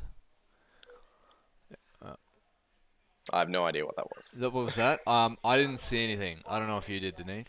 I didn't see anything either, I didn't see Luke. anything. It's a professional stream. So, shout out to our sponsors. We have Knights of Dice, Laser Cut Terrain, bunch of other utensils. I think they sell bags and stuff as well. Yep. Believe it's an Australian-owned company. They do a lot of good work, and they actually partner with the Art of War Down Under. Yep. So sometimes check a listen out. I think there's some codes that they offer. That's it. Smoky Pastures, sorry. Yep. They're supplying food for the event, sponsoring the event for today. BCP, Best Coast Pairings, doing the event pairings for today. Yep. And Dragon Lane, who's a sponsor of the event and sells some cool merch, and the Normal Blokes down bottom. Yeah, which we're a part of. Probably here to have our familiar radiocaster voice Denise. From Brisbane, Australia. From Adelaide, Australia. Yeah, from Adelaide, today. Australia. And Diffie on Art of War Down Under is actually linking the relative web pages for the sponsors in chat. So if you want to check them out, make sure you check them out. They do some awesome work. I particularly like the Knights of Dice stuff. Holy. I'm really keen to see how Jeremy's Death Watch list goes. I'm super excited. Bringing a Death Watch list myself, his one's awesome. Morzoli's logged on. Here's to Brian. Did Brian get it? Wow. We'll see how this game wraps up. It looks like the scoring's happening. Okay, this is intense. This is tight. I've got restless leg syndrome. Dude, me too. Dude, both our knees are bumping in tandem. Yeah. Not bumping into each other, but that's a bit weird, man. Okay, here's the doing the final scores. I don't want to go out there and ask. No, I'll find I out don't. with you guys. Let's wait. Yeah. Jeremy's run Denise next list. Actually, on the plane, it's funny, Lee. We already changed my list. We're talking about lists, and I'm like, in the plane, I'm like, dude, you should just run one Terminator, because A, it gives you teleport home as if you need, and B, you can, against a bunch of mass AP neg one shots. Oh! So, boys, news just in. Brian wins by 1 point. Oh my goodness. Versus Camilleri. So he's managed to get the line breaker. The Death Jester didn't die, so he gets the 4 points for the line breaker. Yep. He's taken banners off Adam at the top left. He's also taken 15 on primary from holding 3 objectives. He's got the 2 at the top left, 1 down the bottom right. What an absolute G. Oh, wow. Brian up by 1 1 point, chat. That is huge. 1 point. It's gonna be hard for the next round to top that, man. How do you recover from that game, Luke? I I'd be know. like, Brian's I'd be gonna spent. be Yeah. full of sweat, man. Yeah. Wow. That is insane. Absolutely insane. Yep, Brian by 1 point, guys. That tight game. Pythagoras is a monster. That's what we mate. say. Like, he comes in these red matchups and he just performs, and he goes into He the just green bloody matchup. delivers, right? Yeah. Trips on Yeah, him. it just falls over. He's like, I'm himself. winning too fast. Yeah. What's going on?" I can't keep winning. Oh, that's so cool. I'll try and get Brian in here, hey? Yeah, Yeah. we'll give him a second to Oh, yeah. talk to each other and wind Yeah. up. What we'll do is we'll go to the leaderboard and have Yeah. a look at Congrats, High Fleet Gorgon. that. Yeah. So Brian won with with Tyranids versus Yeah. that. So here we go. Here's our leaderboard. I think the scores are finalised. Is Yes. that correct? It looks like they are. So we just need Camillery's and Brian's score to be fixed up. But we've got Soli with the highest battle points, Liam Hackett following through. We've got Liam playing Jay in the next round, and then we have Matt Morrisoli playing Brian Lakeland in the next round as well. Yeah. So Morrisoli actually scored, even though round points aren't that important for this Masters because it is a single round elimination. Morrisoli did score the highest round battle points. Mm. Which means he performed the best on his secondaries, followed by Liam. And I think if my math is correct, Brian should have won by. He should be on 75 points as Yeah. well. 1 We've got the point, man Adam. himself. I feel physically ill. Dude, hectic game, bro. Mate. Well done. That was was a tight such a sick game. game to commentate. Do you want? A full Talon Master and Unit Deathwing Knights into 6 troop. No. Yeah, Oh, wow. Don't kill any more than that. He No, doesn't get 15 on no, primary, Yeah, yeah. loses the game. Do you want to jump Oh, on and wow. talk about your game, or you want to take a break? All right. Okay, cool. Adam needs a break. We'll get Adam him on needs, later. Adam needs to have some lunch. Wow. So it looks like that last turn dictated a lot. That's incredible. Could you have expected that? And I'm not going to call it an upset, but what a game. What a game. You Yeah. know, we were looking at the pairings going, wow, Camillery's should shoot this out, but Brian played that brilliantly. Yeah. So that is absolutely insane. How about we go to? So. Whew, Interview? what an insane round one. Oh man, Right? what a way to start the weekend. We've got 3 more days of streaming after Oh, today, my. but this round one, huge.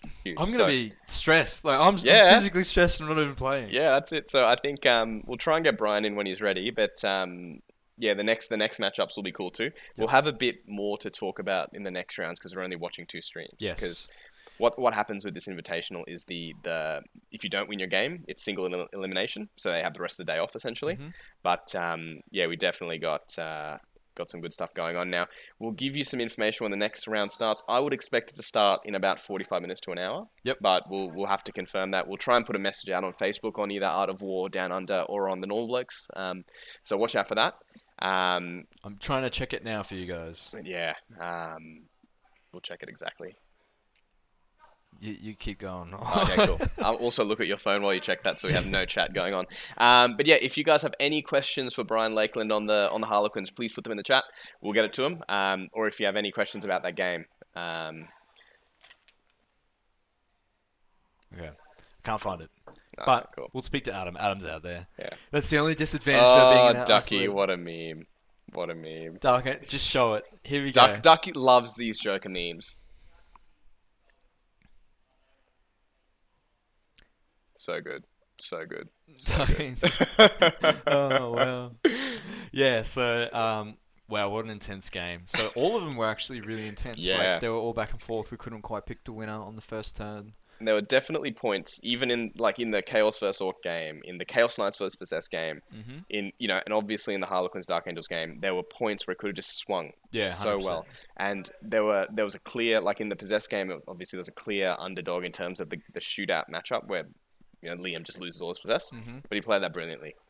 Yeah. Brian played that brilliantly. Had a bit of luck at the end, which is good. And Soli, he pushed the demons out when he needed to. He kept the melter guns, dropped the melter guns in the right Yeah. spot to do the damage. So it was awesome. See, what you notice in all games actually is if you look at them, unfortunately we couldn't stream Ben and Jay's, but with all of them, you saw like early first turn pushes by most of them. Yep. So for Brian and for Liam, early first turn pushes, they commit and try and hinder the movement and board control. Yep. And then they know that they're going to lose the models, but then they're still playing for that. Yeah, I'm that's trying it. to score my points. And And- Brian, luckily, because of the the OBSEC Mhm. and the lack of OBSEC in Camilleri's list, he was able to, and with the second turn, he's able to score those points That's in it. later rounds That's as well. Who was the other one? Liam committed early, knew he was going to lose units, hindered some movement, Mhm. did some damage, and played for just score early and then hold the late and Yeah. hope that hinders enough points build up That's over the exactly match. right. Yeah, and I think I was talking to Ben Warry actually, who we didn't have on stream, Mhm. but he talked about some armies, including the Necrons. They don't need to kill; they just need to die at the right Yeah. place. Die They need in- to die in the right yes. place on the Famous objectives. Yeah, so like that is a big part of some of the games when the matchup is bad, not in your favor. As long as you're dying in the right spot, you're getting points on the board. That's okay. Yeah. Yeah, that's Right, okay. That's exactly right. Yeah. Yep. So yeah, it's going to be very interesting. I'm going to bring up the leaderboard for all. So we're working on the interviews. Aaron We'll get a Green wanna buy leaderboard a Brian interview, just love so see if those scores are finally done. In the meantime, Yeah. Well, I'll go fish Brian. yeah, Yeah. sure. So any questions you guys want, just shoot them through as well. We're getting Brian for an interview. We just know that the game between Brian and Adam was very intense. So we're just taking give him a little second to recuperate, and then they'll jump in with us.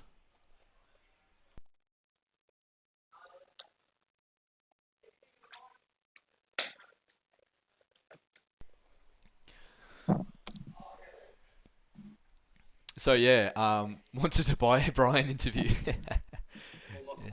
Oh, they've all gone to lunch. We'll try and get Brian on at some point. But Yeah. I think we might close the stream. We can all right, so we'll get the interview for you guys, unfortunately, with the other one. We'll start the stream, we'll go through the matchups, and then we'll get the interviews just before everything gets going. So any other questions before we shoot off, fellas? If not, all good. We'll wrap up the stream there, and we'll see you guys at about 12:15 to 12:30, I think, is the next schedule there. Yeah. So thanks for coming on. Get some lunch, take a break, get your beer, and get ready for round 2, guys. All right, catches. See you.